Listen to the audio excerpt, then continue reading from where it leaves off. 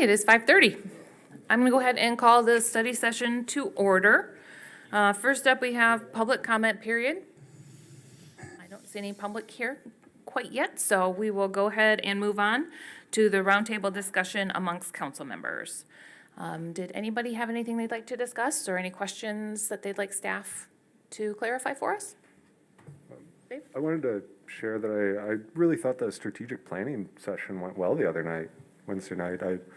I think the two things I was most excited about thinking about it later are probably that communication goal, like talking about big issues in the city and how we're communicating those. And then I thought the green technology, green community, kind of outdoor activity goals. And I was really impressed with how many ideas came forward during that discussion, good ideas. Like I think everybody shared some kind of idea or impression of what those meant. So I just wanted to share, I'm excited about those goals and I hope we can kind of continue to develop. I don't know that they're ready for like a single line goal. I think we kind of all agreed like it's not quite there, but I think continuing those discussions would be really great. Awesome, thanks Dave, I totally agree. I thought it went really, really well, so thank you. Anybody else have anything tonight? No? I just have one thing that I'd heard kind of some rumblings about, and I'm not sure where it quite stands, but I had heard that the county is deliberating changing the county seat from Allegan City to Allegan Township. And that's due to the fact that mental health, which is out at the community or the county services area out there, they're gonna be moving to the Shopco. So the county commissioners have discussed moving some offices from the courthouse here out there. But there are certain elected positions that have to remain in the county seat. So if they move, let's say the treasurer's office, drain commission can say whatever, but there are certain offices that have to be there. So I have heard that that's something they're considering. Joel, had you heard anything about that? Yeah,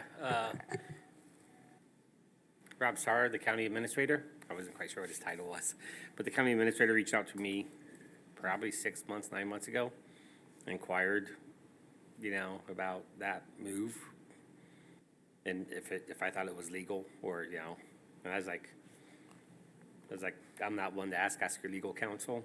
I know Ottawa County, the county seat is Grand Haven, but all of their administrative duties are at the Fillmore Complex in the middle of the county, similar to this. So I just don't know the answer. Do you know if there's any, ramifications if the county seat moves out of Allegan, or is it just bragging rights kind of for us, or? Well, I don't know if it's bragging. I mean, there are ramifications if they take, 30 office workers out of the downtown. That's 30 less people who may go and eat during their lunch hour or shop during their lunch hour. There's that, issue.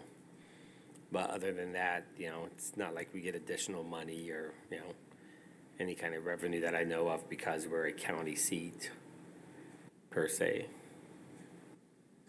Okay, thank you. On that topic, did they at all address the sheriff's office? Because the sheriff would have to move out there too. Because that's why they had to put the jail and sheriff's office in the So Ottawa County, the jail, and the entire court system, not the entire court system, but their main court system is at the Fillmore Complex outside the city of Grand Haven. So Rick Hoyer, when I first came here, said that's why the jail had to be built in the city, is because it had to be in the county seat. And I just looked at Rick Hoyer and I'm like, the jail. your neighbors to the north didn't have to do that, so I wasn't quite sure where that came from. You'd have to check because they might have their sheriff's office still there in Grand Haven, but the jail's out there. They Yeah. can separate the two. You probably could. And that's probably what I'm considering is that they would they would have to move the sheriff himself out there because if that's the county seat, that's where the sheriff's office is supposed to be. It's at the county seat. So they can move that and have separate jail facilities anywhere in the county. We already have that for youth detention. Yeah. I mean, I don't really view this as being a city, like a city leadership role. I just think if there's an angle there, then someone can explain to me what that angle is, except for the loss of office workers. I mean, I do know the county treasurer, Sally Brooks, stopped me one morning as I was walking to work and she's driving and pulled up next to me and asked me what I knew about it. But this, really no dog in that fight whatsoever. So from the city perspective or staff's perspective, it doesn't make a difference for being the county seat? Yeah, I mean, personally, I want to say from the city corporate, how the city of Allegan operates, it doesn't make a difference. But from a community aspect, it's easier to, for people to find their way into downtown Allegan than to find their way to the Dumont, complex. I mean, we are on 3 trunk lines that converge onto us. So whether you're coming from the lake shore and you have to take M89 to M40, M89 into downtown, or if you're coming up from the southeast side, taking M89 north, or the east side of the county, taking M222, you'll find your way into So I think from a community aspect, it can be confusing for people. And from a public service aspect, it can be confusing. But from a city corporate, aspect, I'm not quite sure it doesn't hurt the way we operate as a city. Right. Okay. I had just heard that last week, so that was news to me. And I tried to find it on agendas and minutes and didn't, but just heard it had been discussed during comments. So, did you have anything, Roger? You just bring up a good point, like, people trying to find that complex out there to do all of their county business seems like a nightmare. Like, it is not on the beaten path to anywhere. And the county departments, again, I feel like I'm a little out of place talking about someone else's family. They provide a lot of public services. I mean, passports alone. Going to get vital records, register of deeds, getting printouts of, sales and stuff like that. So having it located centrally downtown would be easier for, people. I'm not sure what services they provide besides, was CMH, the health department is out there. People have to go out there for services, so people are already going out there for services, but again, I don't want to say it's not my monkey, but it's really, I don't see how it's a city, what role we would play in having this discussion with them. And I'm not sure if the elected officials are going to ask this council to weigh in on it. I've only been approached by one elected official, and that was the county treasurer.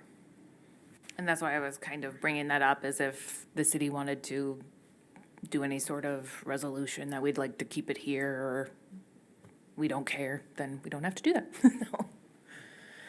Okay, anybody else have anything for roundtable? Go ahead, Mike. I want to just say that I am an addict for ice cream, and these sunny days are amazing. I can't wait. Yep, ice cream on the boardwalk. It's coming soon. Thanks, Mike. I totally agree. Okay, if nobody has any other roundtable topics, we'll go ahead and move down to the discussion regarding updates about the Griswold Auditorium.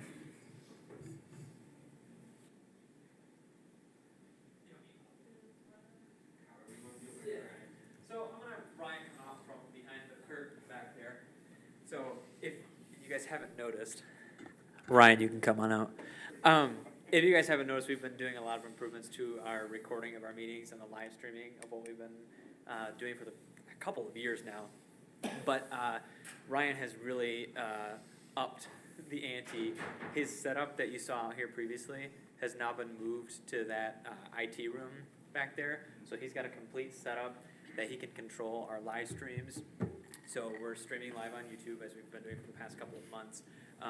We've got a camera set up there. We've also got a camera set up right behind you guys right there. So when we have presenters or public comment, we can switch to this camera view here. So Ryan's got it all hooked up that on our live stream when you're watching, we can switch from camera to camera to presentation and back and forth. It's quite impressive. So that's where he hangs out now during our And if you guys speak near the mic, the system will actually pick you up. Yes, that is correct.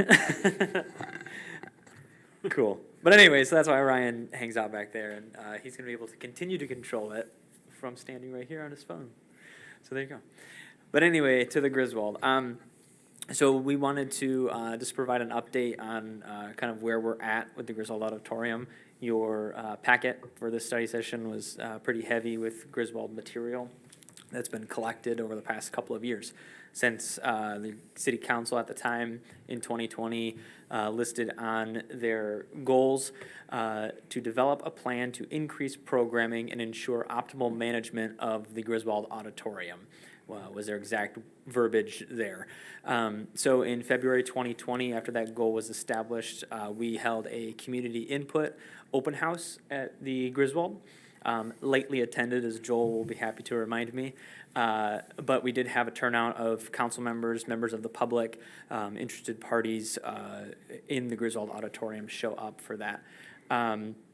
And then in the latter half of the year, staff developed what we called a vision forward and shared it with the council at that time. If you were here, you may remember it was included in your packet for those that weren't here. Wrong way. And then the following year in 2021, the council then listed on their goals to develop options for long-term strategies to fully fund and maximize the value and use of city-owned regional assets such as the Griswold Auditorium, and the rest are listed after that. In 2021, February of 2021, there was a facilities assessment done by Abbott Marsh Consulting, as well as a sustainability proposal done by JGL Entertainment, third party, but I presented that to you guys.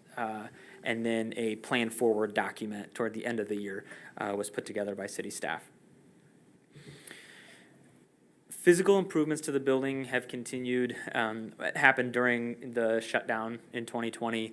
Ryan and I took the opportunity to make improvements, namely to the auditorium itself, improving the rigs for the lighting, improving the screen, fixing the screen so that it was usable in the first place, the curtain rigging, the construction of a new sound and lighting table at the back of house, as well as some painting done in that auditorium that you see on the screen. And then last year, we had plaster work done to repair the crumbling walls and ceilings throughout the building. We removed the stall wall, if you remember, in the main floor restroom. What that did, removing it, just improved the accessibility. It doesn't make it truly ADA accessible, but makes it easier for those that aren't capable. And then removal of the Marilla Lounge carpet, and then the restoration of that original hardwood underneath. And then most recently, the walls of the Marilla Lounge were primed for a new color that's yet to be selected, but right now the room is a nice white. And then also beginning in 2021, council members Byrd, Hands, and Redding have begun to meet regularly to discuss all of the city-owned regional assets, including the Griswold Auditorium. I threw this in here. It was also included in the packet. There's just a Marilla Lounge proposal that Ryan and I put together. We've talked for quite some time about activating the Marilla Lounge. Again, like I said, we've primed the walls for a color yet to be determined. These are my bad Photoshop images. Do not judge. The walls and ceiling should be painted some sort of color to reflect the arts and crafts style of the building. The idea of the construction of a permanent bar, in this image you can see it where the kitchenette currently is. The installation of an elevated stage, whether that's permanent or something that can be moved throughout the building, for use in this room for intimate performances, background music, and then a variety of high top and lounge seating with tables, outdoor seating on that patio, and then the opportunity for wired speakers so that those who are watching a show in the auditorium and come into the Marilla Lounge for their drink halfway through, or not necessarily at the intermission break, but during the show, aren't necessarily missing anything when that's coming through the speaker. Yeah. So like I said, all of those documents that we mentioned that we've been going through and having done over the past couple of years were included in your packet. if you have questions or need to reference any of those. But we just, Ryan, like I said, I brought him up here too, so if you have questions for either of us, we can answer them however, but we just wanted to get you up to speed with where we are at, where the Regional Asset Group is at with their discussions regarding the Griswold Auditorium specifically, so that we're all more or less on the same page. Thanks, Parker. Regional Asset Group, did you have anything that you wanted to add about this presentation or your discussions about the Griswold? The only thing I would add is that of late, we have kind of decided that the Griswold is going to be our main focus for now, to look at all of the regional assets at once seems a little overwhelming. And so we feel like there's a bigger bang for the buck with the Griswold, and so that's kind of where we're focused right now, so. I don't know, is there anything else? Peter or Dave, anything to add? I know I've forwarded some different opportunities for comedy and different groups that, specifically I sent one over to Joel for, what was it, the comedy group or the place that does comedy out of Holland, Michigan, and they use multiple different venues around the region. That, start trying to find places that maybe can use our venue, and I thought that would be a good one because it would be right in their region. They're a local group or a local, I don't know what they are, if they're a company or what, but they do these comedy shows like, in Grand Rapids, Kalamazoo, quite a few other locations. So I was like, well, maybe we could be one of those locations. So I'm trying to look out for any opportunities and make sure we note them and see if we want to pursue them. I know we've been talking a little bit about if we do any sort of fundraiser or something as a kickoff on this, but we haven't really formalized that out yet. I know it just was brought up at the last meeting that to do a fundraiser, but we have to, of course, establish what the goal for the funding is. If we want to set up a actual locked account so that whatever funding we raise for it would just be to maintain and keep the Griswold, but we're just in the beginnings of those talks. Great, thanks, Peter. Dave, did you have anything to add? No, nothing for me, thanks. Okay. Is there any programming scheduled right now? Do we have anything upcoming at the Griswold? As far as like public events or anything, I don't think we have any large. City-hosted events, Yeah. nothing is scheduled. Mm. Ryan and I have been working on booking out our Rolling on the River series, and we'll continue to reach out to groups too about performances at the Griswold. I think we've talked at this level before about the desire, not necessarily to, we don't want to spread ourselves thin with having summer performances at the Griswold when we've got every Friday night, we've got entertainment on the stage, on the Riverfront stage. We'd love to get to a point where we can do, not necessarily both on Friday night, but programming throughout the summer as well at the Griswold. But we want to make sure that we're spreading the love, more or less. So we're definitely trying to get a couple of acts in at the Griswold before summertime. And then we've already started discussions about, like Peter mentioned, a benefit show, a benefit fundraiser event at the Griswold to take place. We're earmarking early October, and then having that truly be kind of the kickoff to regularly scheduled programming at the Griswold. Another follow-up show at the end of October, something in November, a few holiday shows in December from not necessarily city-hosted, but the Allegan community players. The Allegan District Library does a holiday concert each December. So we didn't want to have a benefit concert in the springtime and then have nothing happening there all summer. So we thought it best to plan something in the fall and then have events immediately roll after that. So.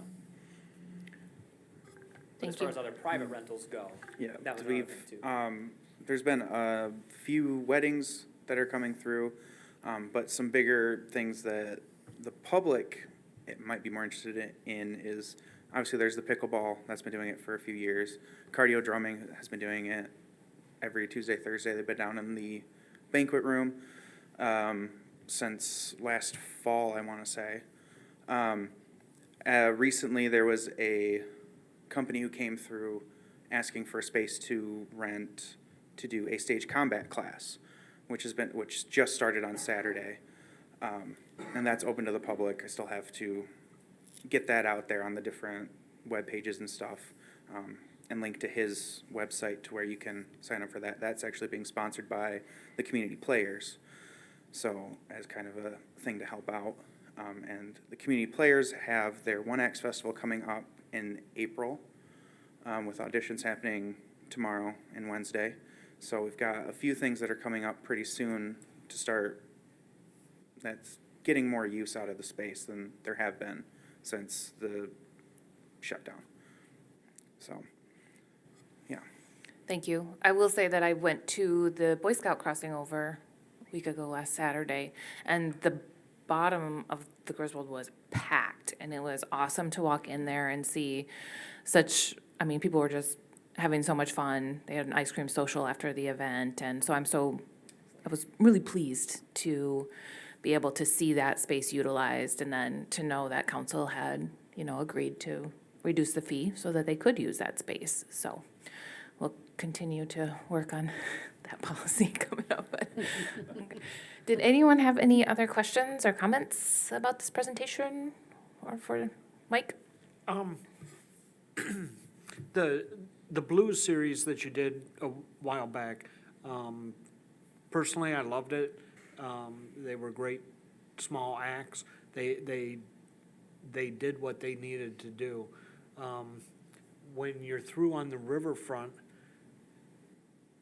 I'd love to see some programming going on from there. Boom, and that you keep the interest coming to Allegan. It allows the word to get out, and whatever you start, you got to keep just plugging forward, or you're breathing it back to life every 6 months or every year. And Thanks, Mike. Anything from anybody else? Teresa or Bill? Nope, not me. Thank you. Great. Well, thank you, guys. Thank you very much. Appreciate the update. Is there a way to get in to see the improvements, like at some point? If we wanted to see, because I haven't seen like the flooring in the Marilla Lounge or anything like that. Yeah, feel free to reach out to Ryan or I, and we can take anybody that would like to go check it out. Okay. a tour would be awesome. Yeah. Yeah. Because I'd love to see I know the plaster work, I mean, that was pretty extensive, so. Yes. Yeah, no, we would be happy to. Okay, great. Awesome. Okay. Moving on down, we've got a discussion regarding the Historic District Study Group. Joel, or I can Sure. start off too. Doesn't Oh, matter. I'll introduce it real quick. This council's talked about the Historic District Study Group a couple times, I believe. Most recently was whether or not they should move forward with appointing the group that's been meeting as a city committee or a subcommittee of the HDC. That led Delora to reach out to the city attorney and just make sure all the i's are being dotted and t's being crossed the right way. In your packet was a memo from Nick Curcio, the city attorney. His opinion is that for this to be more proper, the council should either, the mayor should either appoint this with approval of the council, or it should be a study group or a subcommittee of the HDC. Sorry about that. Those are the two options he presented. I think and this is where I'll hand it off to Delora, but I think this has to have some discussion around this table on how to proceed. They've had 2 meetings so far. I've gone ahead and put the minutes and the agendas up on the city website under agenda minutes just to be transparent and let people know, that this stuff is going on. Dave's, been sending me the agendas and the minutes to make sure they get up there. So with that, Delora, feel free to correct anything I might have misspoke there. And I really think you guys need to have a good discussion about this program, about this process. Thanks, Joel. And as Joel said, I did reach out to Nick Curcio, the city attorney. I just was a little concerned about the makeup of the group, and I wanted to make sure that the city wasn't at risk at all, because we were noticing these meetings and it wasn't technically an appointed group. So I think the work of it is extremely important and needs to continue, but how that happens is pretty much up to us and how we want to direct it. My thought, honestly, is to kick this to the HDC. This is under their purview, and I feel they should really take the lead on doing this. And whether or not they choose to do a subcommittee, if they want it on their agenda, I don't know. But I don't know how council feels about that. I would think that the city council would be available then to appoint if they don't take any action for some reason. Because like I said, it's very important that this occur.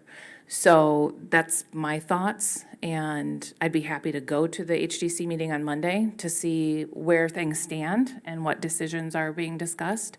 And if need be, bring it back to council at our first meeting in March if we need to take any action. So, Peter? One question I would have is if we're gonna do a subcommittee, Dave, is currently all the people that are meeting or part of the HDC? One more time now? Are all the people that are meeting in this Oh, the study group part of the HDC? Because of course, if it's gonna be a subcommittee, it would have to be members from the main, correct? I actually reached out to get a little bit of clarification about the subcommittee. Yep, we can't have, or it's not recommended at all, that you have more than a quorum of the HDC. And they can appoint people that are not members of HDC if they would choose. Okay, yeah, because that, Yep. if it's a subcommittee, that was my concern. Yep. So Nick had said that they are welcome to appoint other people to that subcommittee. Or if it does have to come back to council, if that's what we agree to do, then we could appoint as well. But again, I would not want to appoint under the HDC as a study group because just David said that that's not really their focus, which per the charter or per the code of ordinances is reviewing additions, removal, or complete eliminations of districts. So we could, under the charter, do a subcommittee though.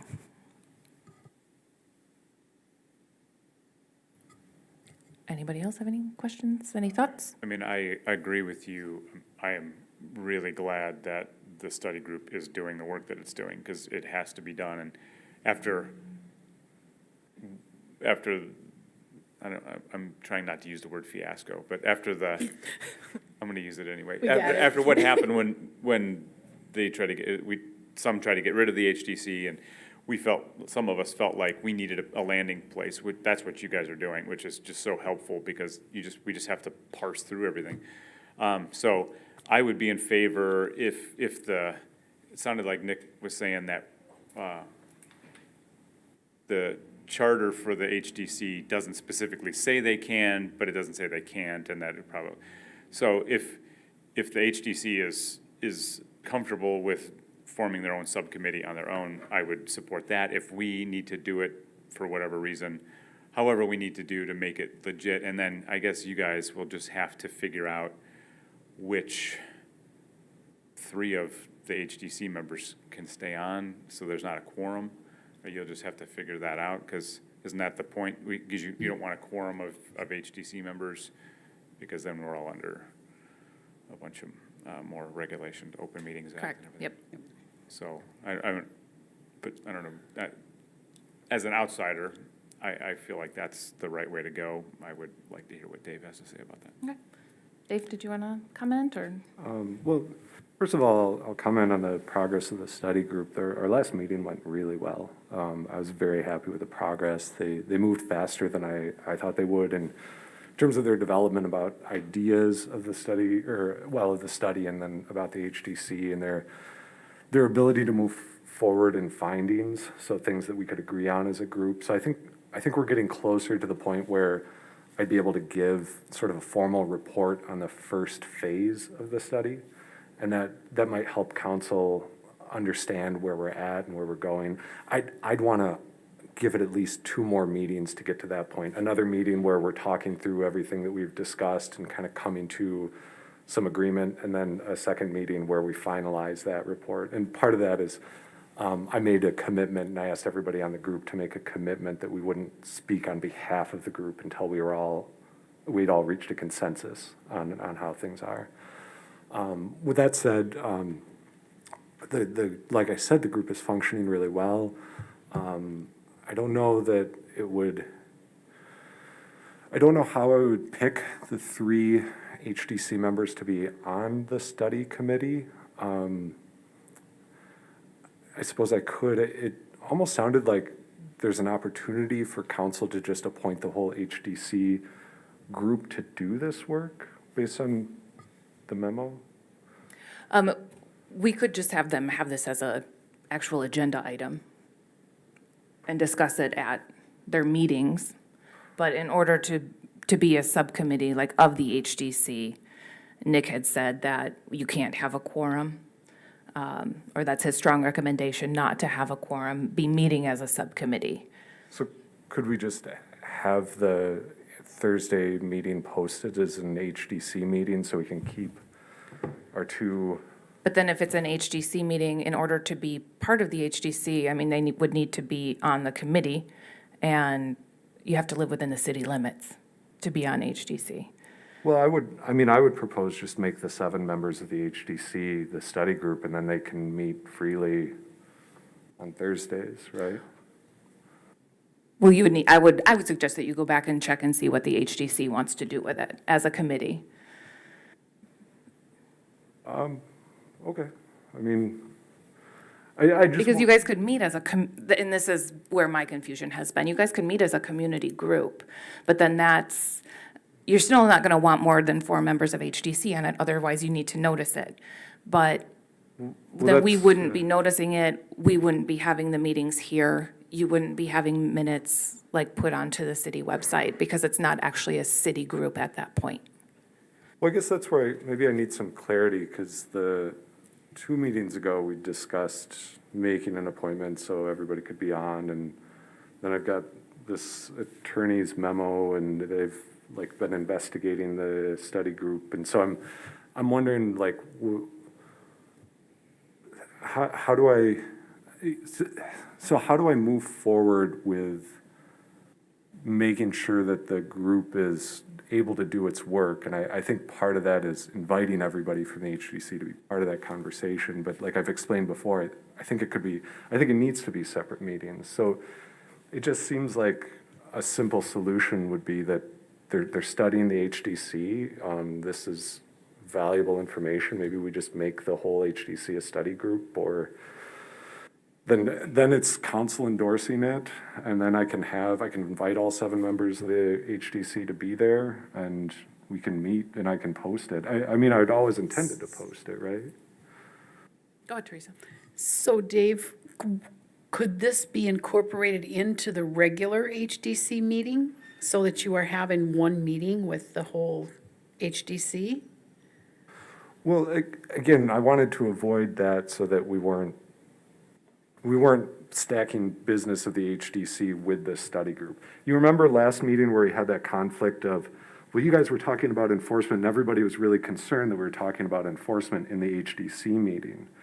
Well, that shouldn't have happened. That wasn't a topic I introduced. That was a topic that an HDC member was concerned about, so they brought it up in the business meeting.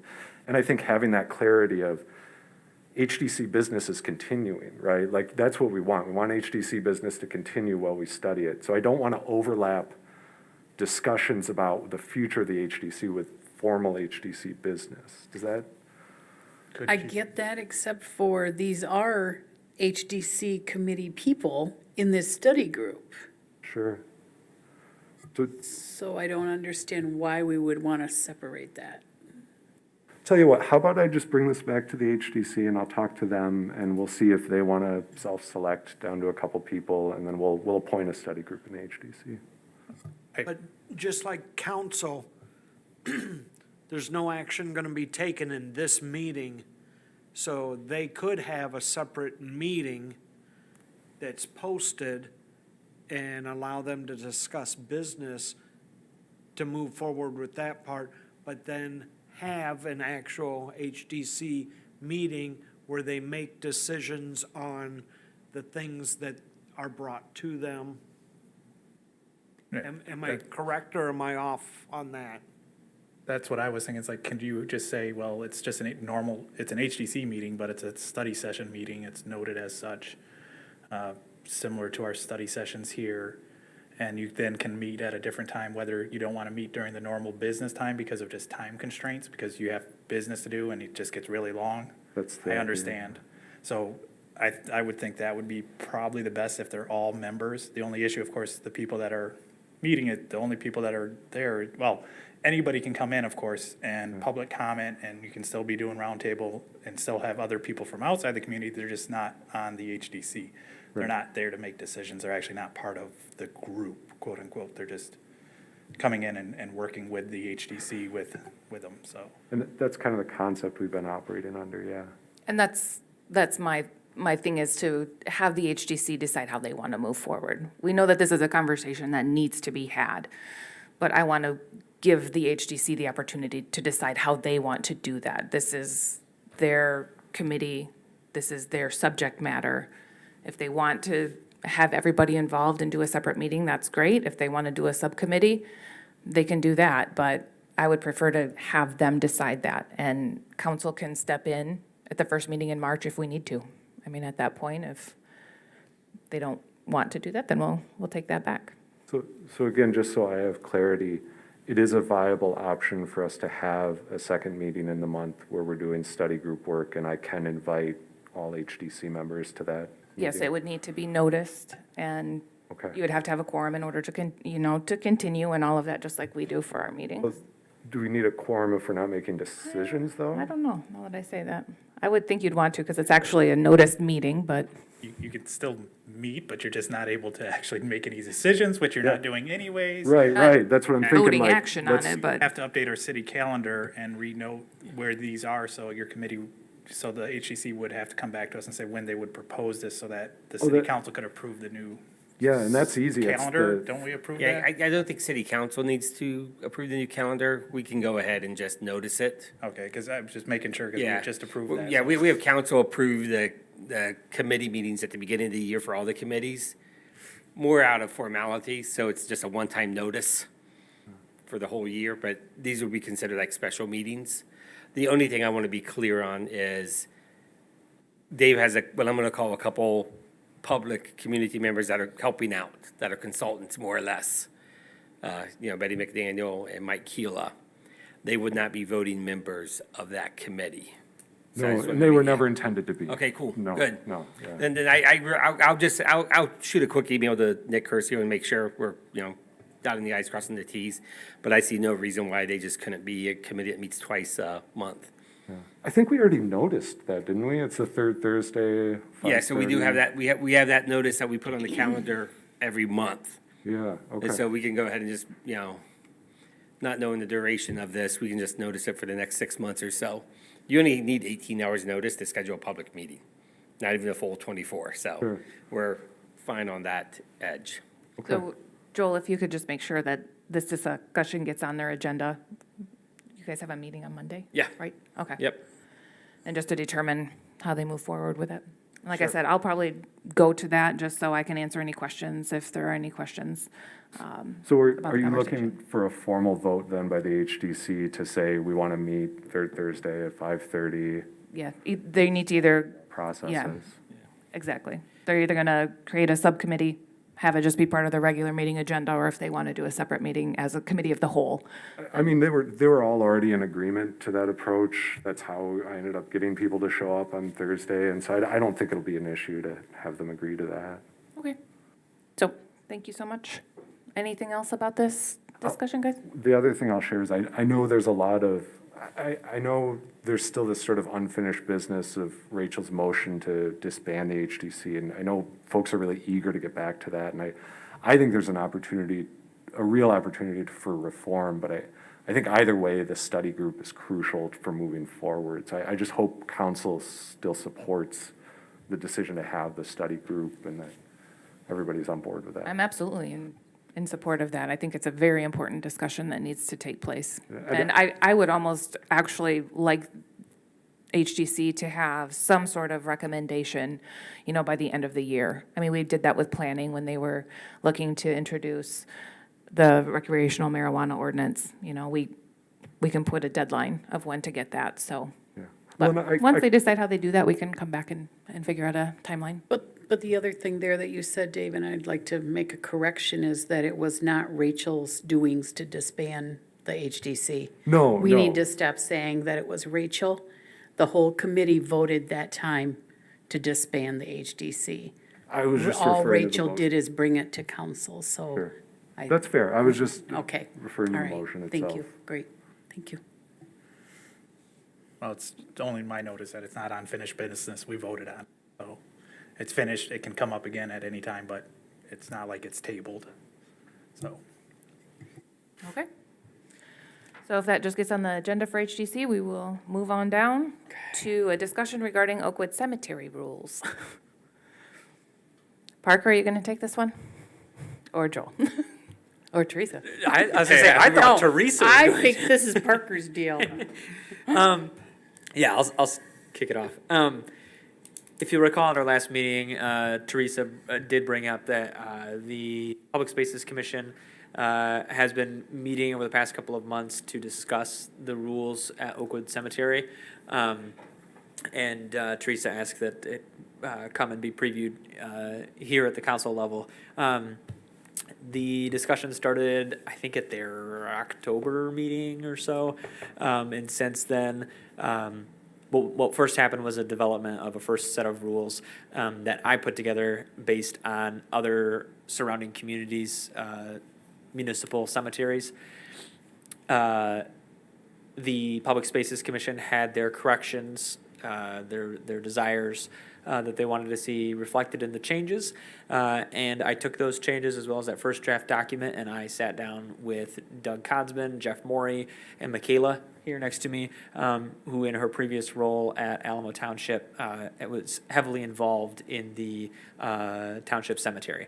And so she had great insight as well. So the four of us sat down and took a crack at that list of rules along with the recommendations from the board and came up with another set of lists, or another list of items that the DPW were very comfortable with.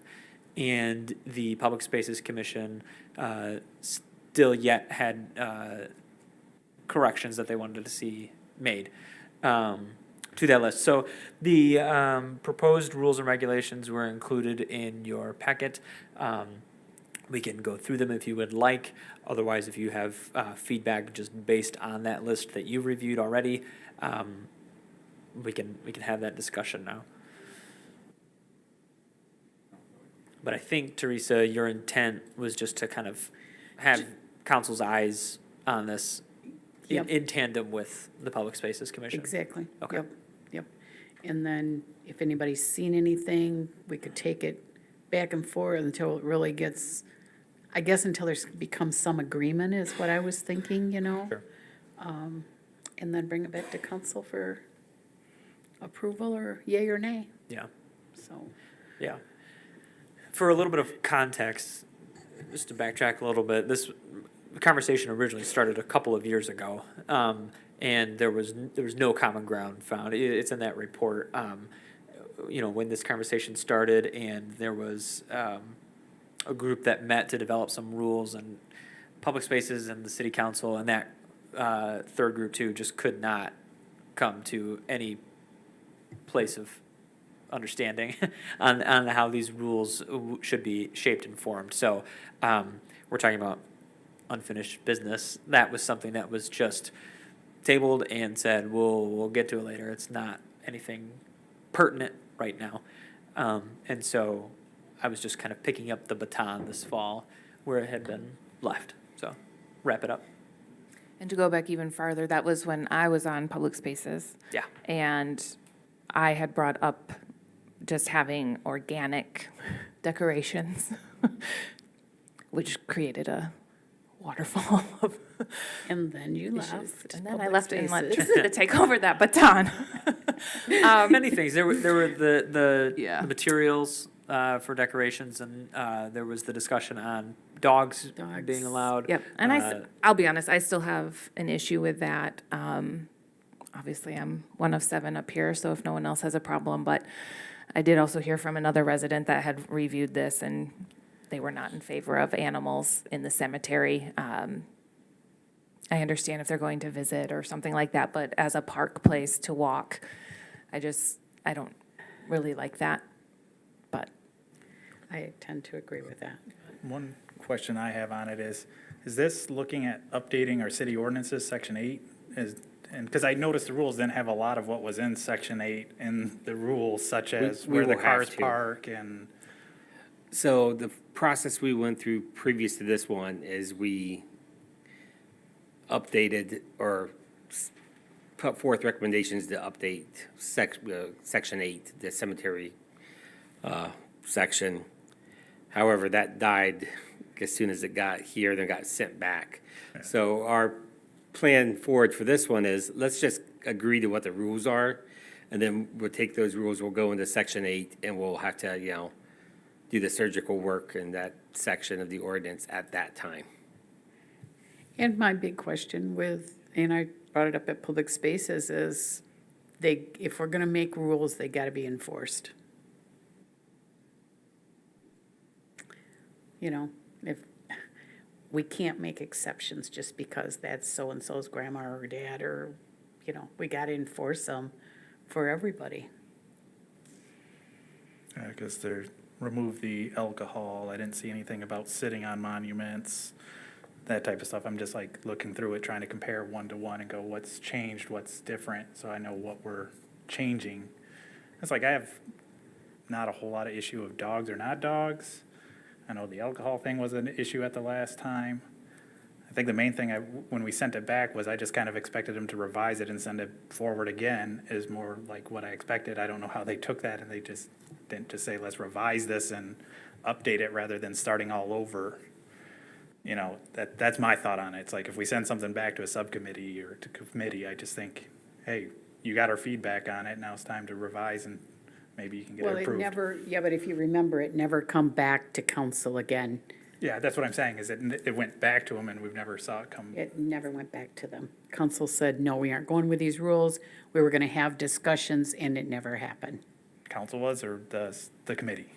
Both. Okay, I'm just trying to wrap my head around like why we didn't see it come back. I have no issue on updating them. There was such strong feelings that it kinda just got left. Does anyone have any issues with the rules that we have here? And review?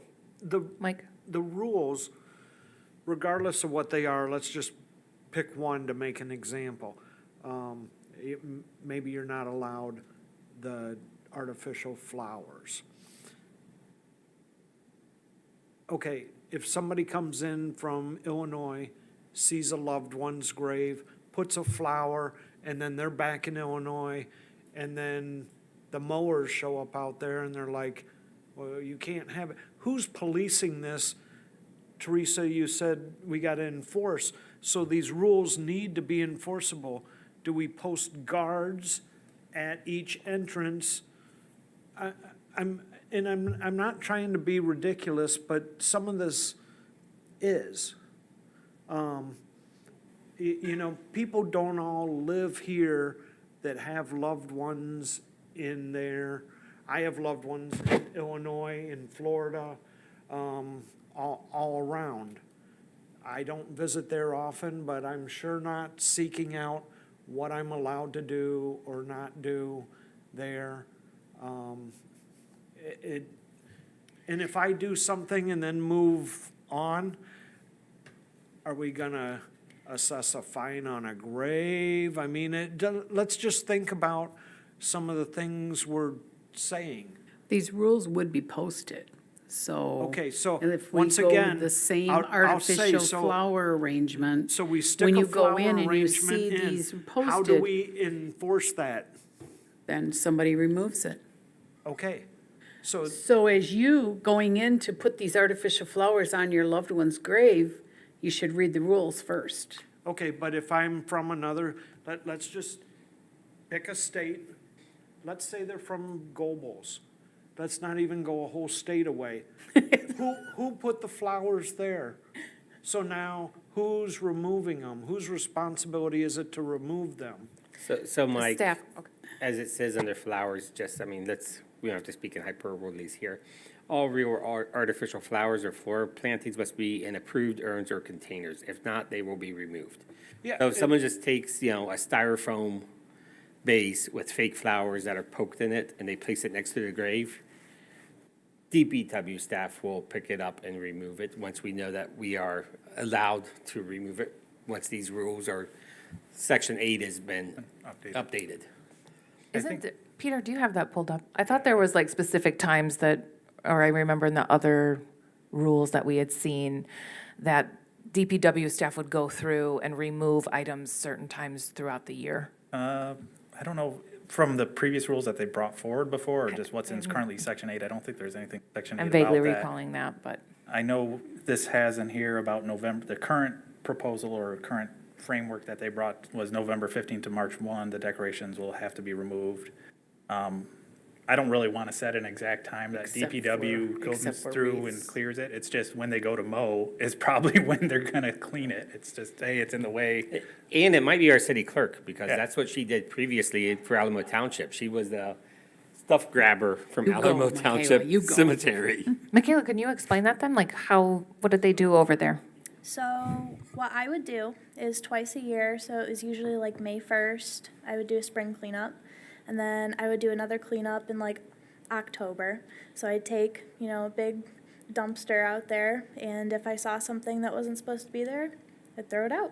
Because it said in the rules that, if it's not removed by a certain date or it's not allowed, then, you're just out your money. Essentially, that's the cost, is that people are just out the money they spent on the decorations. So you were kind of like the keeper of that, Michaela? I mean, like, Yeah, okay. like I would go out and mark graves when people would die. I maintained all of the records and all of that. Okay, I okay. have a lot of cemetery experience. Okay. Yep. So like, that's kind of what we would expect of our DPW to Yeah. do, Yes, correct? yeah, so staff would just absorb that. It's stuff they should be doing right now, because we have those rules right now. It's just we've ignored them. And you're gonna run into there's gonna be families that are gonna be unhappy because they put something out there that, paid honor to their loved one, but it didn't meet the rules here, and Well, we had the one come up at Public Spaces, Rosie Hunter. In front of her family's headstone, she plants little geraniums right up next to the headstone. According to this, they have to be in approved pots and urns. So she says, because my little geraniums look so pretty in front of my headstone, the mower's gonna come through and knock them down because they're not in, pretty much. But that's what you want is enforcement. Yeah. Yeah. That's what I'm saying.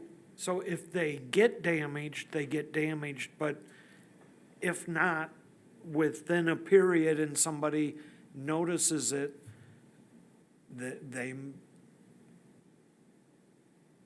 I'm just not for people hanging out at the cemetery, trying to take pictures of who's doing what. And so that's what I'm thinking of is when you're saying enforcement, you're just saying you want a cleanup person instead of somebody No, I'm talking enforcing enforce this. all of the rules, like the size of the urns and the dogs on leashes and all of this. Okay, but I'm not just talking the planners. there we again, won't. dogs on leashes, how are you gonna enforce that 24/7? We won't station someone out there, but we do have workers out there often. They're doing, burials, they're doing maintenance. So if they see something that is in violation or inappropriate, they'll take care of it. Dogs on leashes. It's a good one. We had someone call today, say, City, when are you gonna enforce your leash law? Because they pointed out they know of a specific dog on a specific street where the person walks their dog down the sidewalk off leash. And they want that taken care of now. So, a lot of the enforcement throughout all of our ordinances is when we see it, we, hopefully are attacking it. But we're not going around, with binoculars, waiting in a truck to see what this person does at their gravestone. Yeah, because Mike, when you're talking about the enforcement here, that's where I'm like, okay, you're talking about enforcement. It's like, we don't sit around somebody's yard and enforce it that way for our normal ordinances. It would be just the same as this. If somebody reports something, or if somebody sees something that's inappropriate, then we'll enforce it. It's not like we're actively But what I'm looking for hung dogs up out. on is this is a cemetery. At home, I know what's going on in my yard, you know what's going on in your areas. We have somebody we can contact, because that's my home, your home, your home, your home. We can enforce something, we can send you a letter. At a cemetery, I mean, if I went and I paid a visit to my buddy in high school, who I'm not related to, and I left a beer on his tombstone, who was taken from us much too early, that's probably not allowed. And you know what? I don't care because I'm seeing him and now I'm gone. How do we enforce it? That's what I'm, Somebody will just come and pick, Somebody will take it. somebody will just come and throw the beer yeah. can away. So if somebody does that after I'm gone, what, There's no like fine or anything like that as far as enforcement. It's just, but what I'm hearing Removing is, it. there's this rule, but there's really, why even post a rule? Well, So, I think there's rules already posted, actually. There is, there is. the reason why we would post a rule is because we need the legal framework to be able to do that cleanup, to say that what's appropriate, what's inappropriate. That's just saying, here's the rules, and if we find stuff outside the rules, we have the ability, and we've decided and set the rules in. That's the whole point of government, is to set the rule. The enforcement is we're just tossing it out, and if it becomes a perpetual But I'm- problem, we may have to talk to the I gravesite guess I'm family. hung up on, I'm hearing, if there's rules, we got to have enforcement. So that's where I'm hung up, Teresa, and it's not just Teresa, she brought it up. It's just, I hear that, but how, enforcement's only gonna work if everybody can be accountable. Mike, we have rules in the city. How do they get enforced? You have somebody that you can contact if they're speeding and you catch me speeding, they know who it is. I just got pulled over. I'm gonna pay, but you know what? If no one's around at 12 and I'm speeding, but a neighbor calls in and says there was somebody you said enforcement on all the rules. Yeah, so if you don't get caught speeding, then you got away with something. If you go up and plant flowers and you don't get caught, then you got away with something. Eventually, you're gonna get caught. Or you toss a can out your car, or trash out at the side. It's just saying we have these rules to establish this is the decorum that we expect in the cemetery. But And if there's stuff that's outside the decorum, we have the legal framework to say we can remove it. And we're setting standards also for city workers. sure, but Half it on was what- said that we need to enforce, okay, so we all get Mike, can I that. just, and I'm sorry to interrupt, but is there something in the rules that, like, you would not want to see enforced? No, but I'm hung up on this because we've talked about it before. Ordinances need to be enforced. So this is the same scenario. So there's loud music coming from my neighbor. If I do nothing about it, I put up with it, great. If I don't like it and I call somebody and then they get over there and they hear it, they can deal with it. Who are you gonna call? Probably the police or. Okay, Ghostbusters? Or, Okay, so if you go up to the cemetery and you see someone's dog running, peeing on stones, what are you gonna do? I probably wouldn't worry about a dog on a leash. I would probably call the police officer and say, someone just let their dog pee on someone's headstone.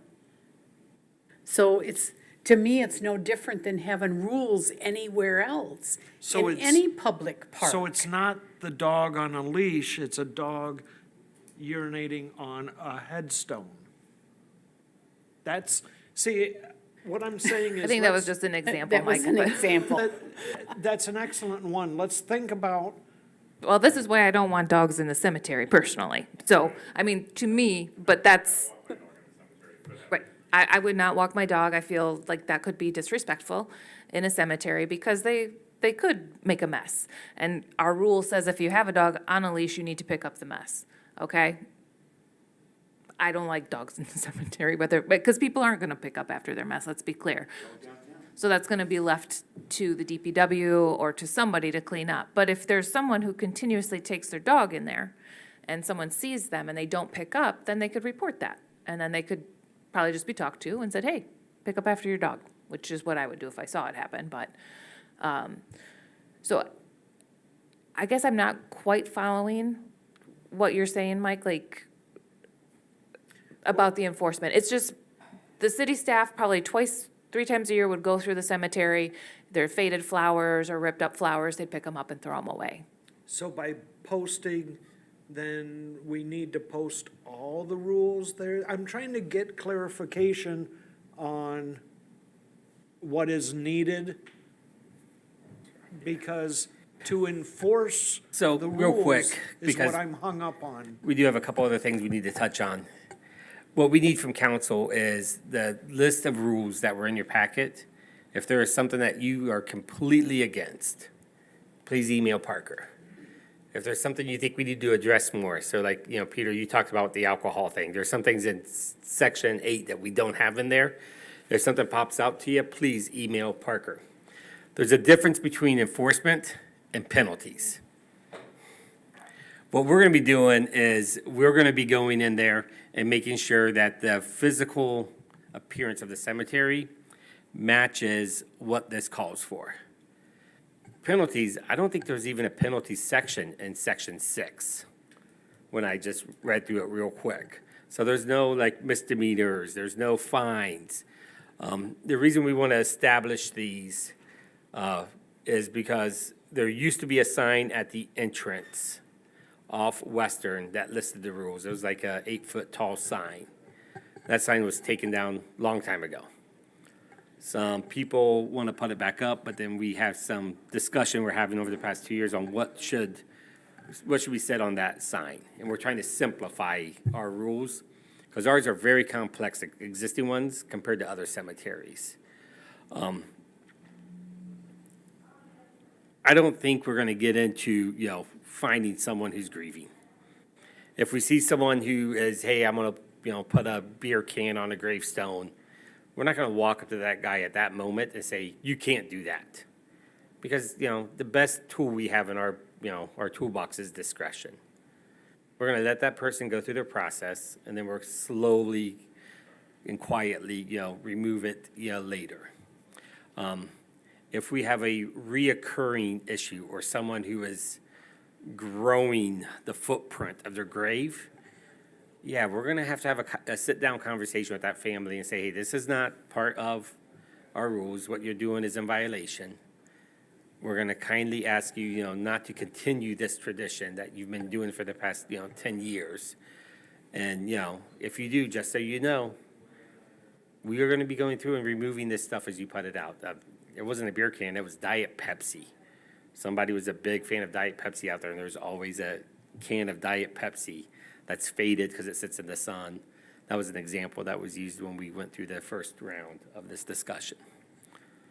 But what we need to know from council, and I think is what Teresa was trying to get from us, is make sure this council's kind of not okay, but you see what direction the public spaces is going to, so we don't have a repeat of what happened last time, where they sent the rules up to here, the council said, no, thank you. We took it back down to them, and they said, what the heck? Don't they value our time? We put all this effort into it. And staff just went, okay, we're gonna put this issue on the back burner because there's other items we can work on. Does that summarize what we need from council to take back to that advisory committee?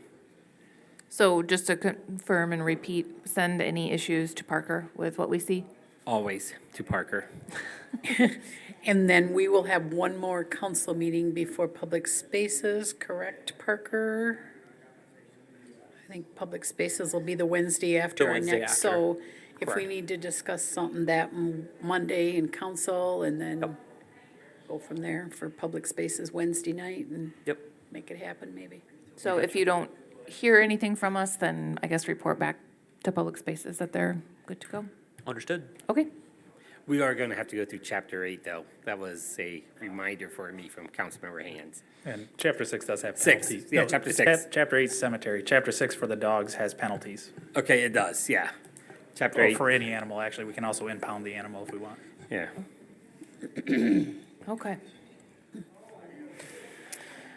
Next up, we have a review of the monthly revenue and expenditure report.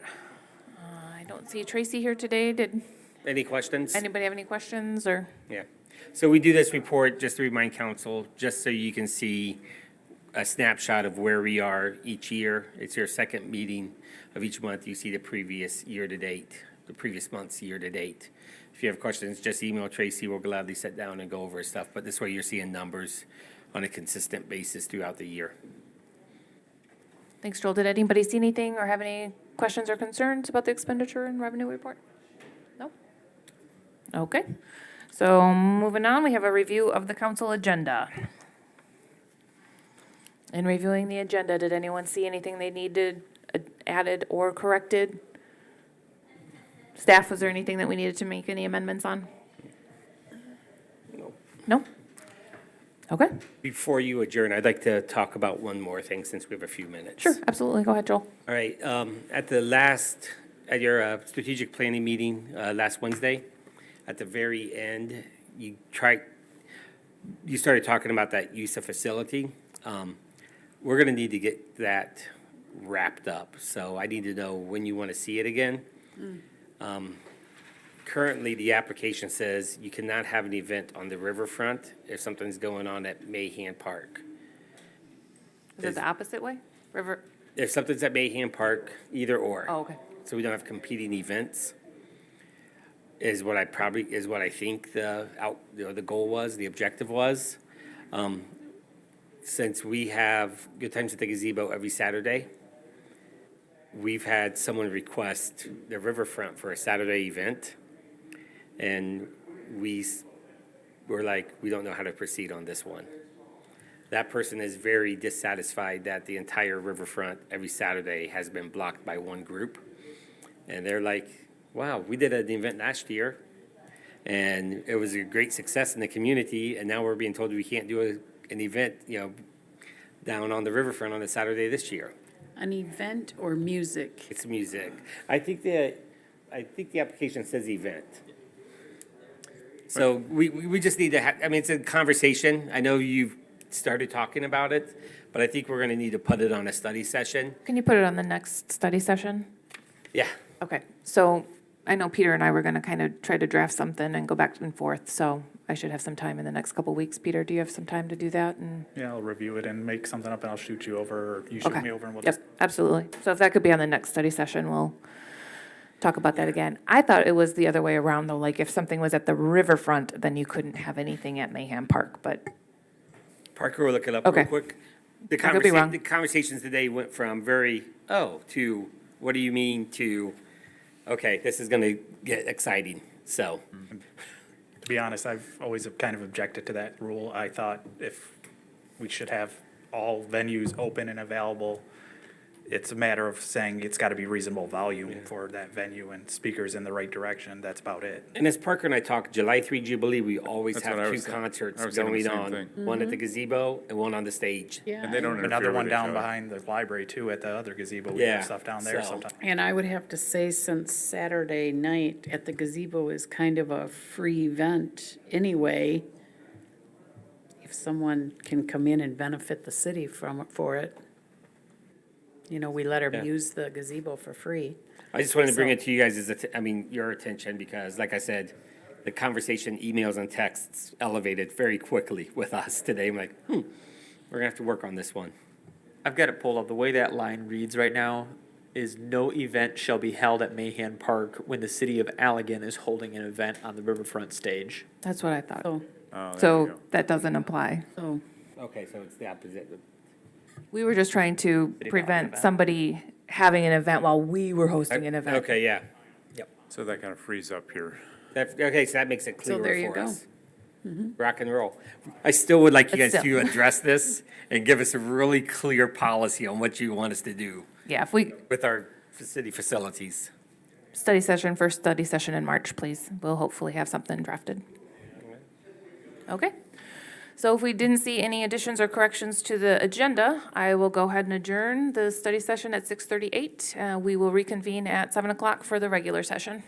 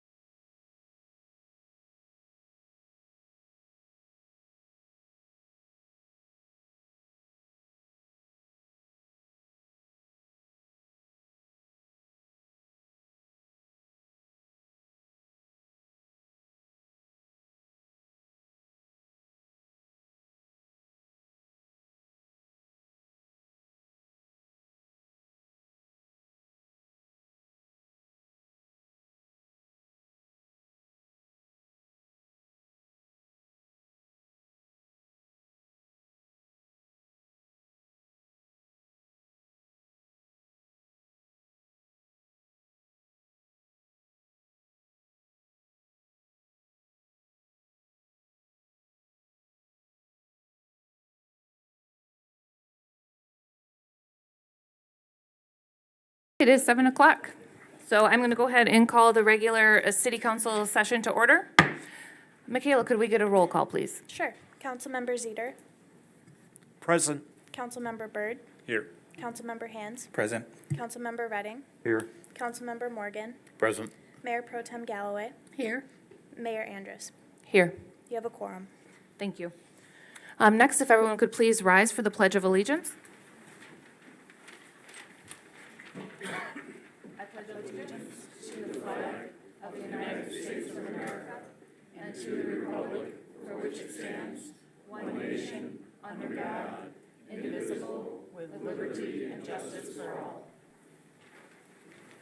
Thank you. Next on tonight's agenda, we have agenda item number 4, which is an approval of the agenda. Under 4A, we have approval of the regular council meeting agenda for February 28th, 2022. As we discussed in our study session, there were no additions or corrections, nor any amendments to tonight's agenda. So could I please get a motion to approve? So move. Second. It has been moved and supported. If there's no further discussion, all those in favor, please signify by saying aye. Aye. Aye. Opposed, say no. Motion carries. Next, under agenda item number 5, we have an approval of minutes. We've got 3 separate minutes to approve tonight. We'll start with 5A, which is an approval of the study session minutes from February 14th, 2022 council meeting. Were there any additions or corrections noted by council or submitted to staff? Okay, seeing none, could I get a motion to approve? So moved. Support. It has been moved and supported. If there's no further discussion, all those in favor, please signify by saying aye. Aye. Aye. Opposed, say no. Motion carries. Under 5B, we have an approval of the regular meeting minutes from February 14th. Same question, council and staff. Were there any noted additions or corrections? Okay, seeing none, could I get a motion, please? So moved. Support. It has been moved and supported. All those in favor, please signify by saying aye. Aye. Opposed, say no. Motion carries. Under 5C, we have an approval of the strategic planning minutes from February 23rd, 2022 council meeting, and I believe these were corrected and sent out again. Yes, that's correct. Okay, so we can move to approve as submitted. Could I get a motion if there's nothing further to change? So move. Support. It has been moved and supported. All those in favor, please signify by saying aye. Aye. Aye. Opposed, say no. Motion carries. Next, under agenda item number 8, we have public hearings and adoptions of ordinances. Under 8A.1, we have a second reading, a public hearing, and an adoption of ordinance 501 regarding single lot special assessments. Staff? Sure. This evening, you'll be holding your second reading and then the public hearing on adopting this ordinance. As discussed at your February 14th meeting during the first reading, this ordinance is necessary so when we do blight enforcement on properties and we have to go in and actually clean the property up because the property owner refuses to do the cleanup, we need to find a way to add those costs onto the individual property's taxes in a efficient manner. In conversations with our city attorney, the state law allows for localities, which is a city, to do a single lot special assessment. So by adopting this ordinance, it just clears things up for us on adding those, blight abatement costs onto the tax roll for properties that do not pay for it. Thanks, Joel. Council, were there any questions at all for staff regarding this second reading of the ordinance? Okay. Seeing none, I'm going to go ahead and open a public hearing regarding the adoption of ordinance 501 regarding single lot special assessments at 7:04. If anyone would like to make any public comment or in this public hearing regarding this specific ordinance, I will invite you up to the podium, ask that you state your name and address. You have 3 minutes for that comment. And again, this is just regarding this ordinance adoption.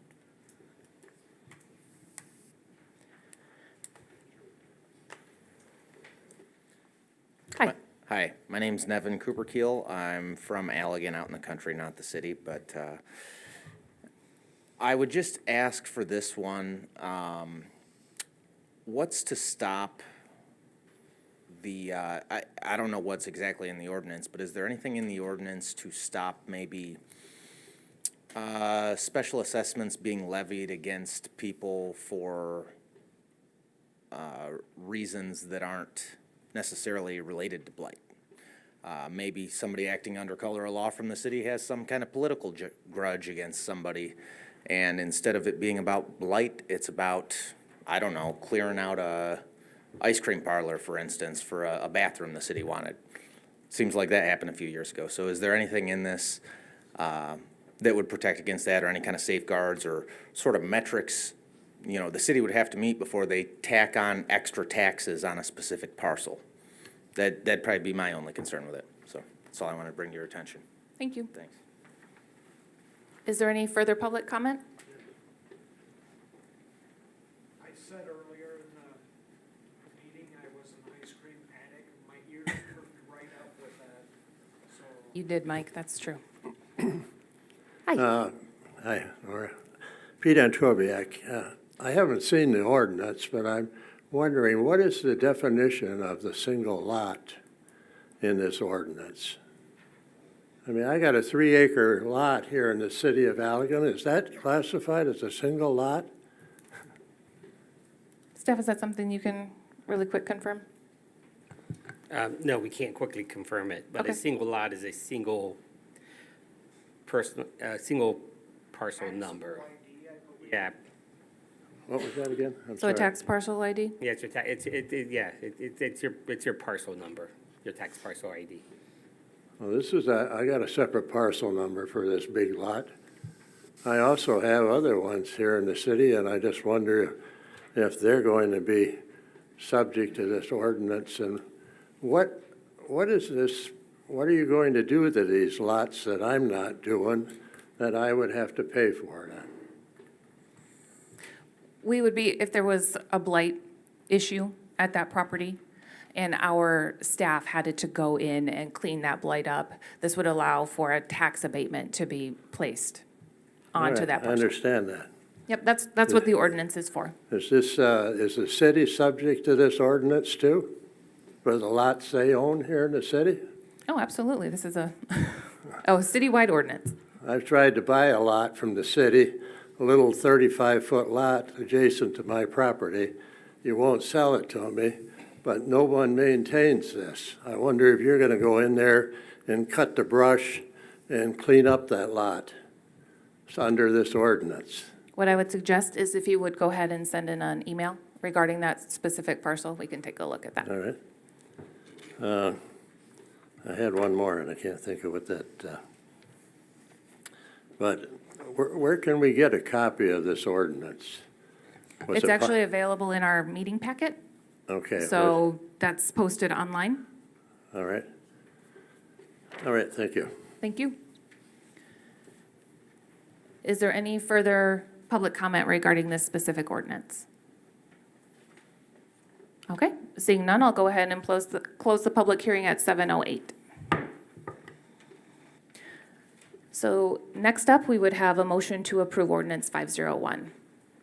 Could I get a motion to approve? So moved. Support. It has been moved and supported. Council, is there any further discussion regarding this specific ordinance? Seeing none, all those in favor, please signify by saying aye. Aye. Aye. Opposed, say no. Motion carries. Next, we have agenda item 8A.2, which is a public hearing for the closeout of the Michigan Development Grant for 113 Locust. Joel?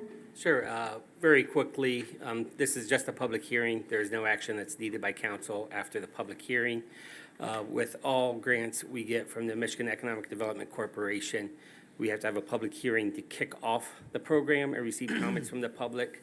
And then we have to have a public hearing at the end where we report what we did with the money and the results and give the public a chance to comment on that as well. So this is the second public hearing in this process. The first one happened in December of 2019. So 113 Locust Street, downtown Allegan, worked with the city of Allegan to apply for and receive a Michigan Economic Development Community Development Grant for the revitalization of the second floor into 2 one-bedroom apartments. The pictures you see on the screen are final pictures of that rehab project. Katy Lake is the owner of the building. Kugelard Construction did the work on the building. The city, for this project received $134,945.27. The owner of the property contributed $91,364.63 for a total of $226,573.90. Since 2017, we have now created 15 new second-floor apartments in downtown Allegan. And we are having ongoing conversations for the next 4 with the MBDC right now. So this does require a public hearing, receive comments. Any comments that are received will be reflected in the minutes, and then we submit a signed copy of the minutes to the MBDC to close this grant out. And this is the last piece of documentation the state needs from us. Thank you, Joel. Council, were there any questions about this closeout? Okay. Seeing no questions from council, I will go ahead and open the public hearing at 7:11 PM. Once again, I will invite the public to come speak on this closeout of the Michigan Development Grant for 113 Locust Street, if you have any comment to make.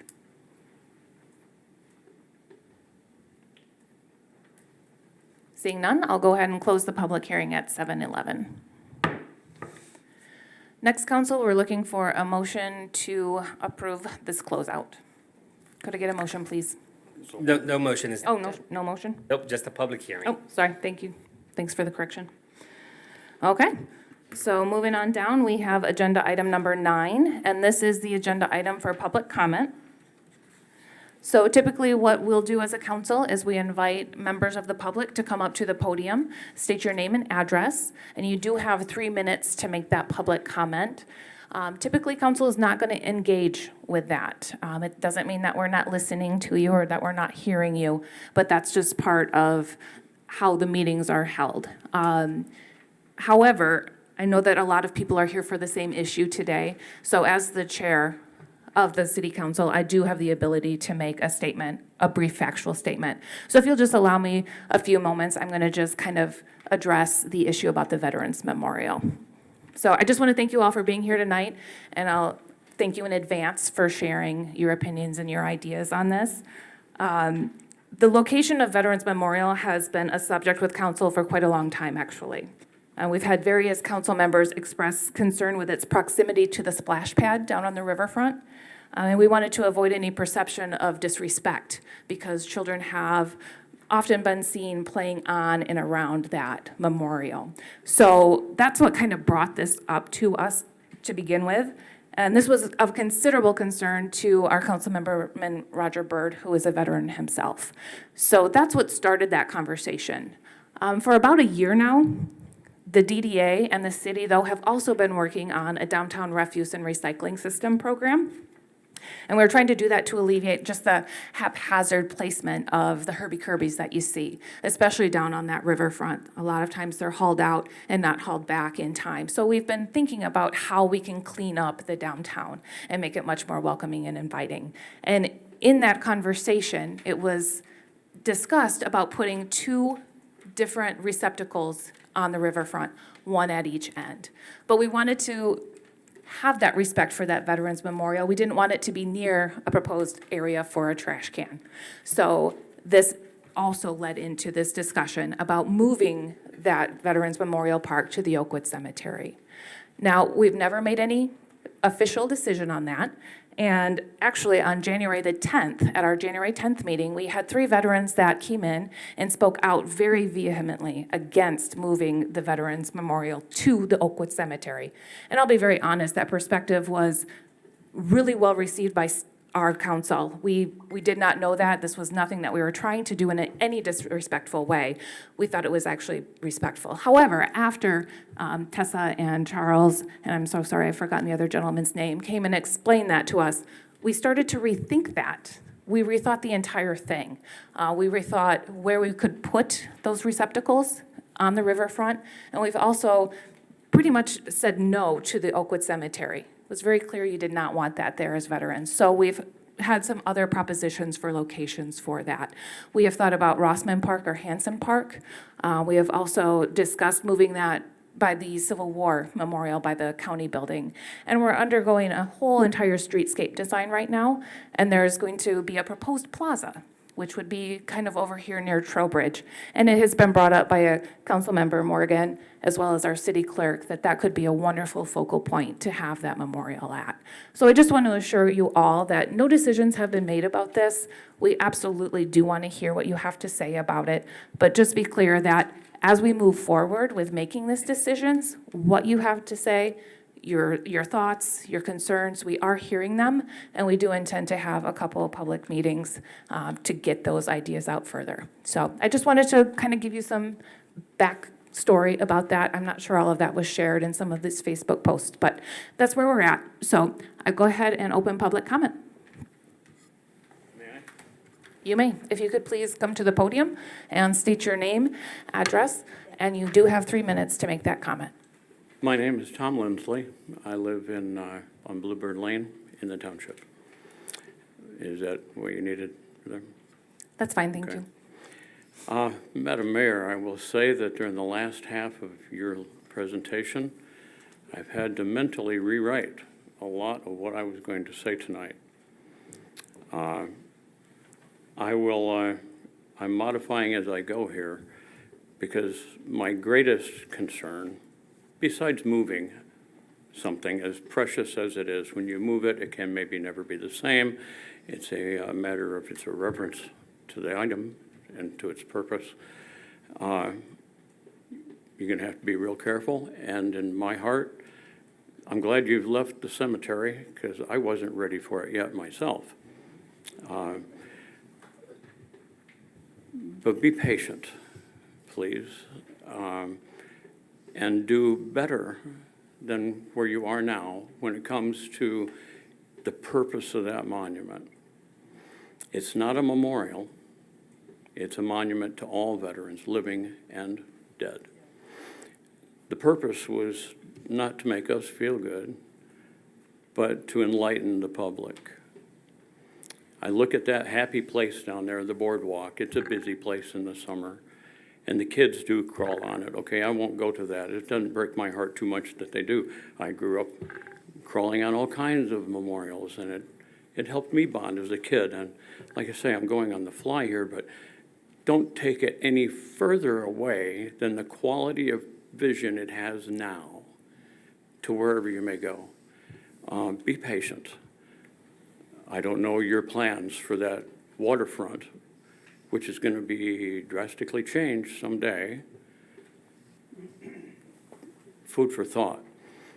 But if I could walk away from this meeting knowing that you've terminated the conversation on the cemetery and that you're going to consider doing as well by the vision and access that it has now in any other new location, then the likelihood of me having to chain myself to a monument heading to the cemetery is highly unlikely. Thank you for your time. Thank you, sir. And thank you for your service. Thank you. I'll invite anyone else up. Once again, if you could state your name and address, and you've got 3 minutes to make your comment. My name is Eric Gonzalez, and I live over in 36th Street in Valley Township. I served in both the United States Marine Corps and the Army. I'm going on 10 years now. I've served with a few Marines who have grown up in this town, none of whom are alive to be here right now. 2 of whom I graduated high school with. This memorial stays where it is. Period. I grew up walking this boardwalk with my grandfather, who's also a veteran. I have numerous pictures of myself and him at that memorial site. It hits heavy in my heart and everyone here. The fact that it is even being talked about being moved. It doesn't need to be at Oakwood Cemetery or whatever cemetery else that you guys have in mind. It's been there for, what, 35 years, going on 40? Approaching 40? 32 years?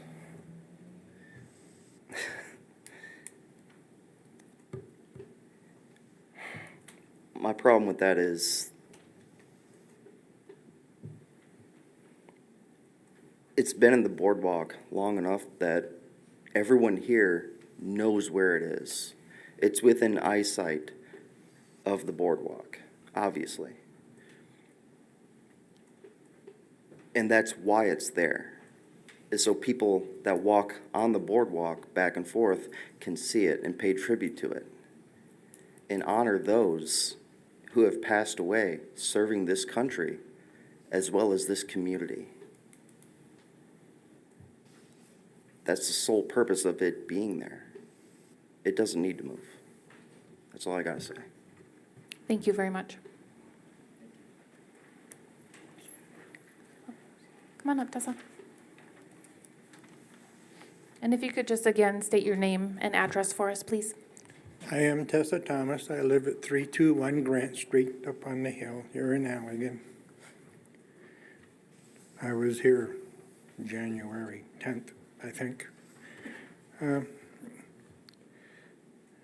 On Wednesday, October 13th, which happened to be my 72nd birthday, the City of Allegan Public Spaces Commission meeting minutes identified relocation of the Veterans Monument a matter of interest.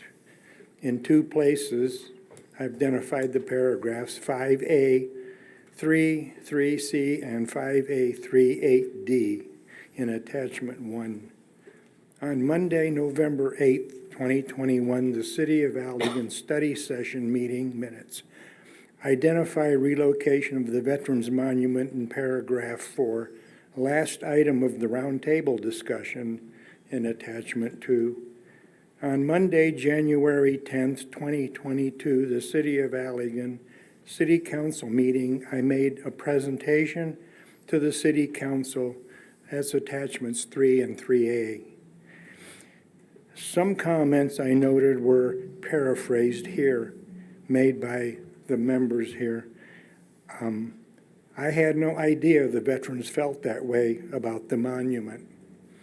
And then one mentioned the splash pad in front of the monument as being inappropriate. On Wednesday, January 12th, 2022, the City of Allegan Public Spaces Commission meeting minutes again identify relocation of the Veterans Monument in paragraph 9B3, attachment 4. I noted no mention of my presentation materials, see paragraph 3 above, as I presented just 2 days prior. Now, I too am against the relocation of said Veterans Monument. My ideals are that the Veterans Monument belongs in the public eye, where people gather and where children play. I would like nothing more than to see a child run from the splash pad to the monument, putting their wet hands on it, asking, "Mommy, what's this?" No, the monument needs to stand where it has stood for the past 32 years. It represents veterans and their history.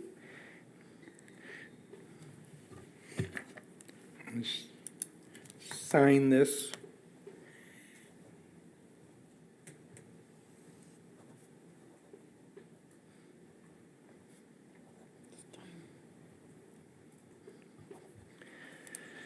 And Tessa, that has been 3 minutes, so if you're just signing that and bringing that up, that's wonderful.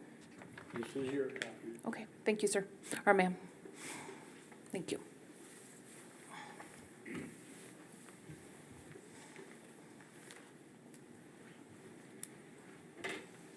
Hey, I'm John West, and I live on 115th Avenue out there, beautiful 115th Avenue. But I am one of the people that kind of helped bring that to fruition I have guys that, I mean, that designed it and everything, and there's only a couple of fellows here, I think, that are originally involved with that program, aren't there? Pete was. He was over here.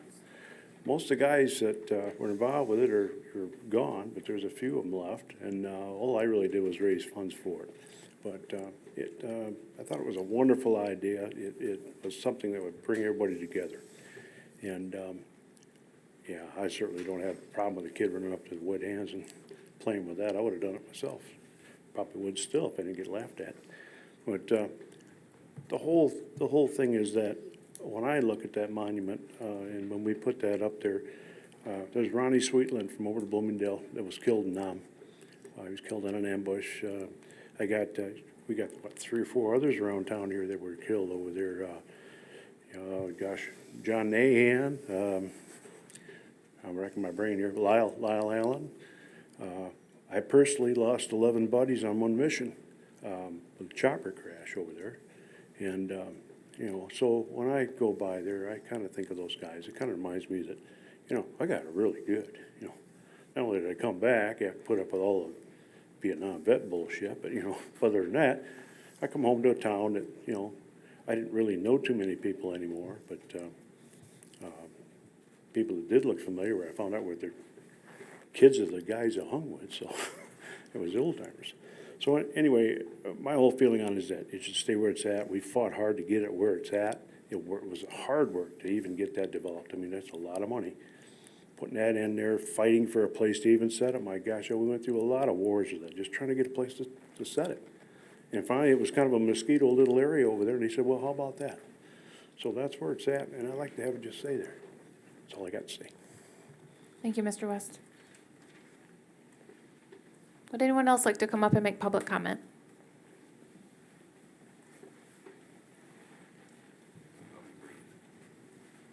Just have you state your name and address for us, sir. Marvin Luttrell, live at 629 Academy Street here in town. I'm a veteran. My father was a veteran. My uncles, Rodney, Jack, Gordon, and Everett were all veterans. I cherish that flag. Some people tell me it doesn't belong to me. I think you understand my meaning. My Uncle Rodney died. He's a Korean War veteran. He made it back to the States, but he died shortly after he got home.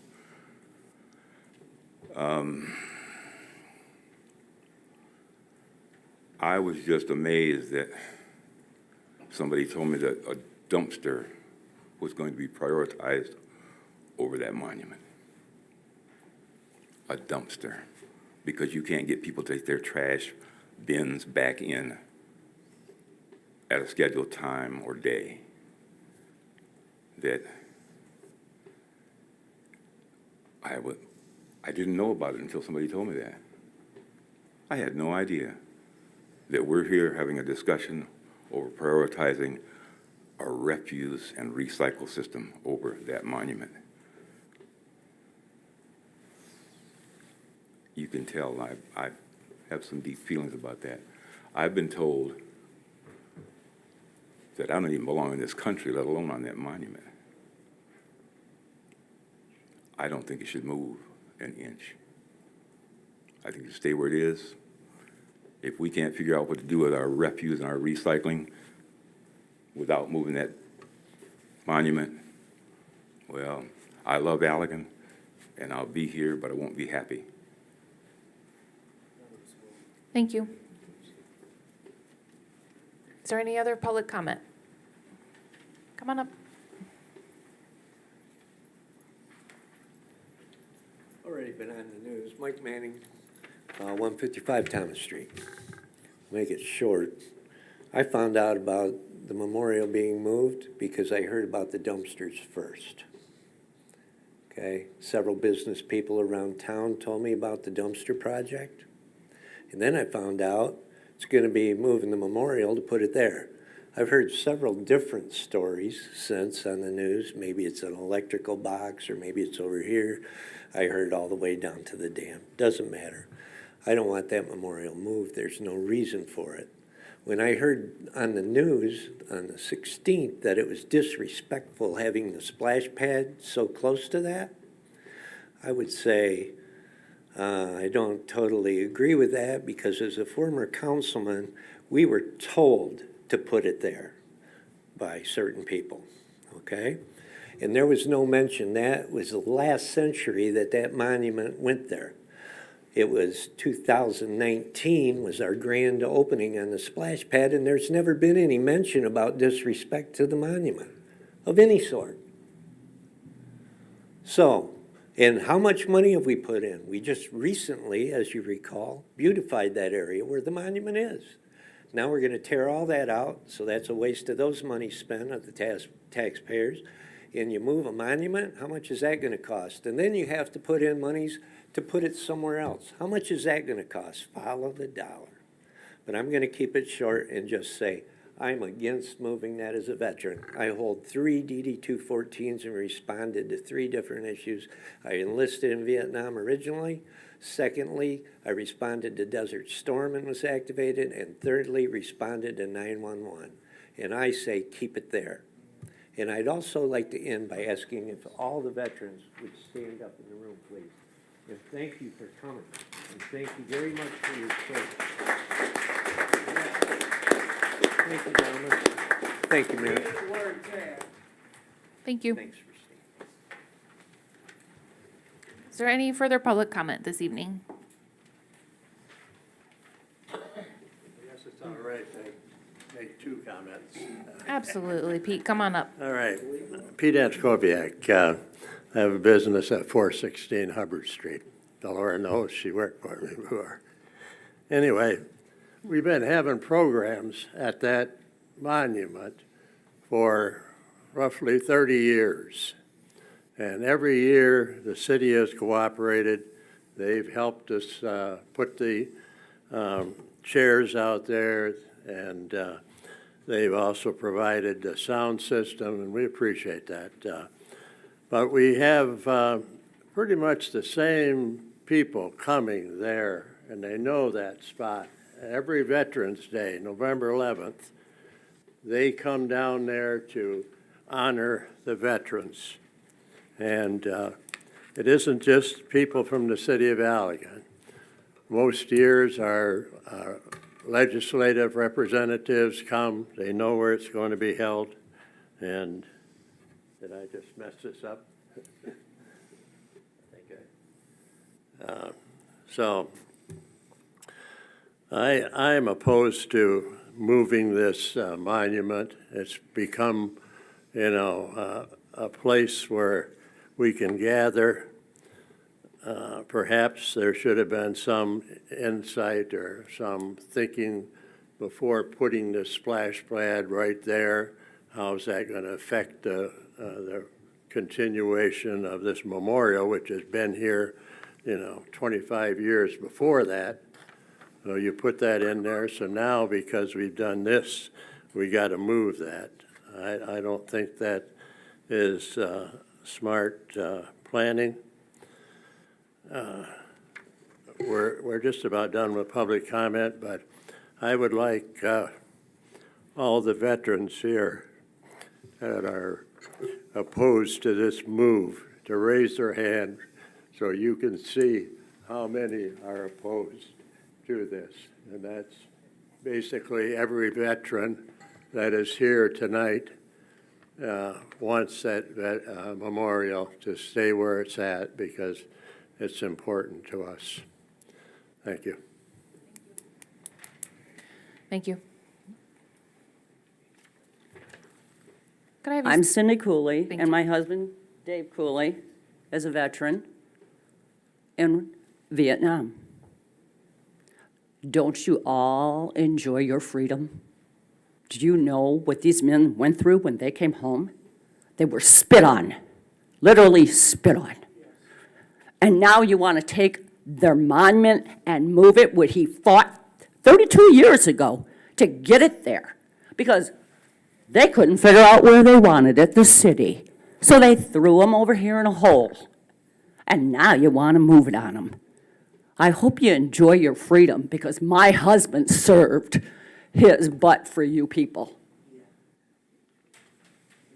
Thank you.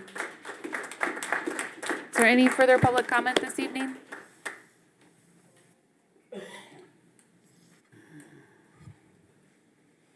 I'm Danny Gardner. I live at 423 North Cedar Street. My neighbor told me about this meeting, and it started with, we're going to replace the memorial with dumpsters. But I'd like to suggest one thing. You said that the premise originally was disrespect to the memorial. Is that correct? Okay. I would say it's not disrespect to these people here where it's located. I would say that we put our lives on the line for that freedom for those children to be able to play in the splash pad. I would say it's comforting to go and sit there and to remember those that died so that we could have that freedom, so that you could have this meeting tonight. Thank you for your service. I don't agree with you agreeing with this, but again, that's your privilege as a veteran, but I do respect that. I would ask that you respect the opinion of the veterans here and not look at, well, we need a place to put the dumpsters, because that's what it sounds like to the public. You can't understand. You can, but you can't. As a veteran, what it means to have that taken away. I came here to stand up for those that can't stand up because they died. I hope you all respect that. This is not an easy thing where it's just like, we need to fit a dumpster somewhere. It's disrespectful what you're doing, not the splash pad. What you're doing is the disrespect. I just wanted that to go on record, that you understand where we're coming from. Thank you. Thank you. I've seen a couple people stand up.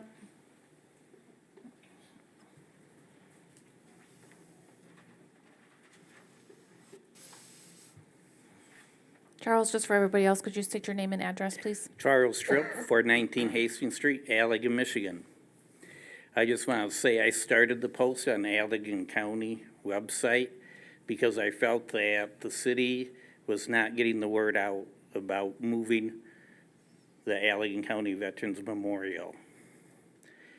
I've had about 100 people contact me personally through phone calls on the street, and they asked me to speak for them, and that's what I'm doing tonight. The majority of them, probably 99% of them, said, relay to the city council, do not move the memorial. That spot is sacred, it's been blessed, and that's where they want it to stay.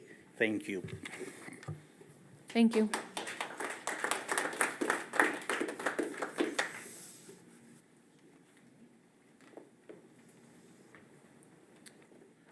Aaron Scomiel, 2095 36th Street, Allegan, Michigan.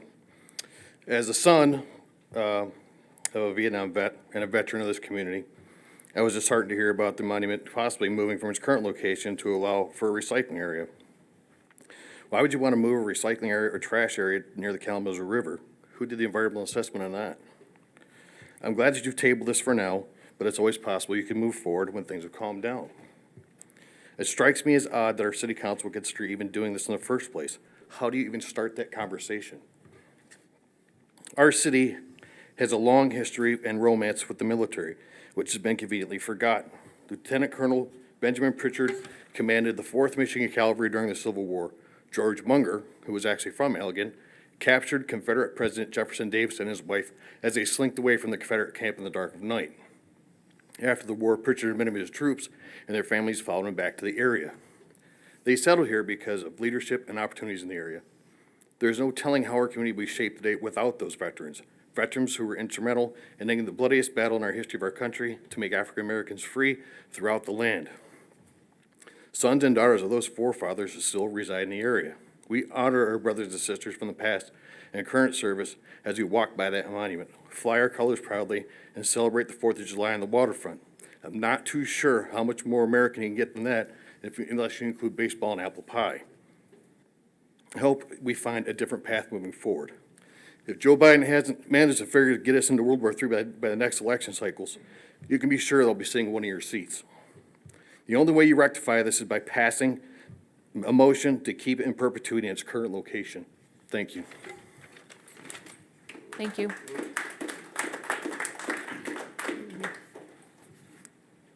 I'll invite anyone else up to make public comment tonight.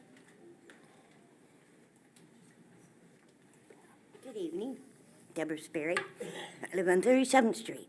I'm married to a Vietnam vet. Do you all have Agent Orange? He does. You know where he got it from? Vietnam. You know what he's going through right now? Dementia. You know why? Because it ate away his brain. It's just eating him apart. He's got so much medical wrong with him. And to move that monument, he fought 2 tours in Vietnam. Don't move what he treasures, and everybody else in this room. I treasure it, and I'm only a wife. I'm a nobody. But I back him up. Don't move it. Please, don't move it. I have to fight enough to keep him alive, not alone the monument. Thank you. Thank you.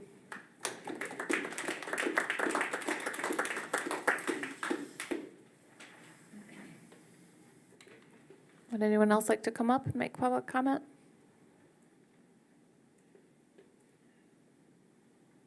Okay. Well, I want to thank everybody for being here again.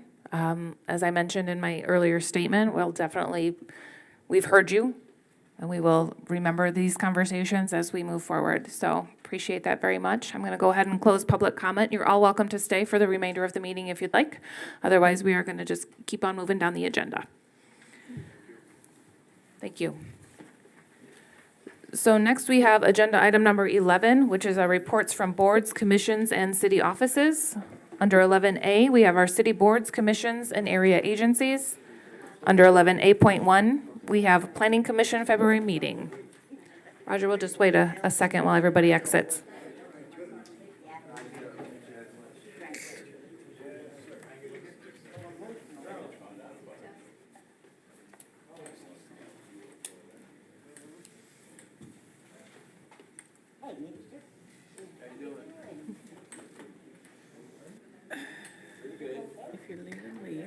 I would say go ahead, Roger. All right, so there's not a whole lot to report. What we are doing on Planning Commission now, we are focused in on reviewing the zoning districts and permitted land uses and just kind of revising what's allowed where in which of our zoning districts, and even considering, do we need to add new zoning districts to make it more clear?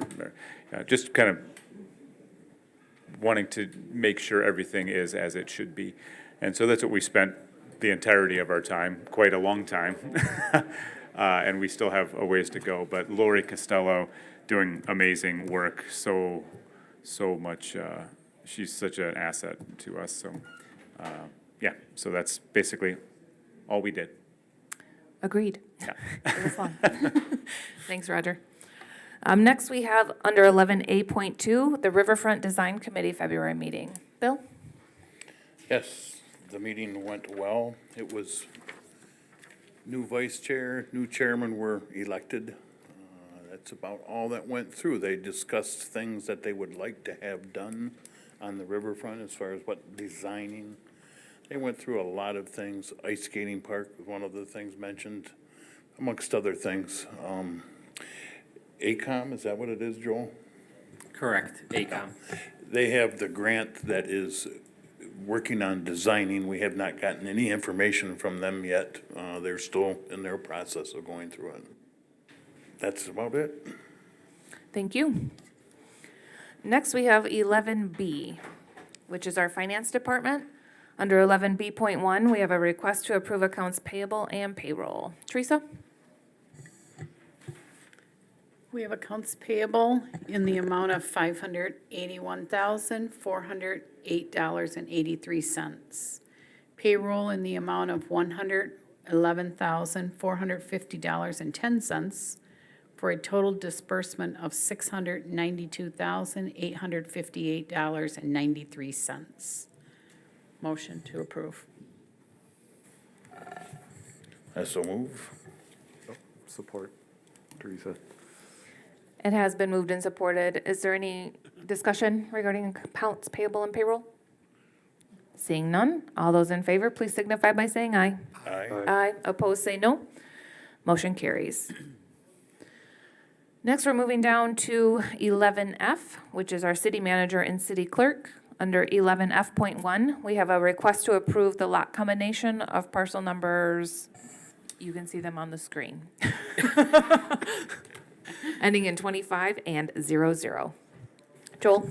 All right, very quickly, several years ago, parcel B on the screen, which is the parcel closer to the intersection of 4th and Wayne Street, was demolished by the city of Allegan. It was a rundown building. It has gone through the tax foreclosure process, and then the neighbor, which owns parcel A, has purchased that parcel from the county through the tax foreclosure process, and now they'd like to combine their lots, so they just, end up with a larger side yard.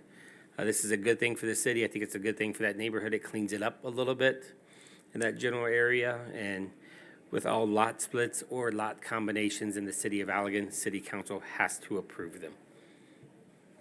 Thanks, Joel. Council, were there any questions regarding this combination request? Okay, seeing none, could I get a motion, please? Motion. Support. It has been moved and supported. If there's no further discussion, all those in favor, please signify by saying aye.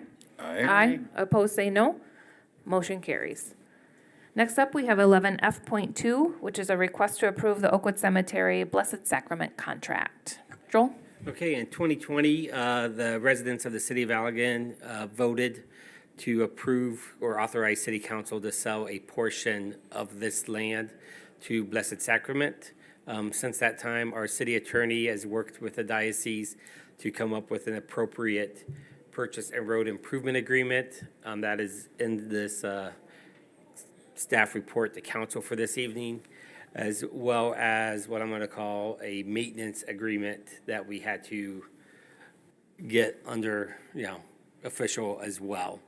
So we're recommending that you approve these, approve this document. The maintenance agreement or the agreement for cemetery operations is included in that approval. Thank you. Everybody have time to review that contract? Did anyone have any questions from council for staff? Okay. Hodges, are you here on behalf of? Okay.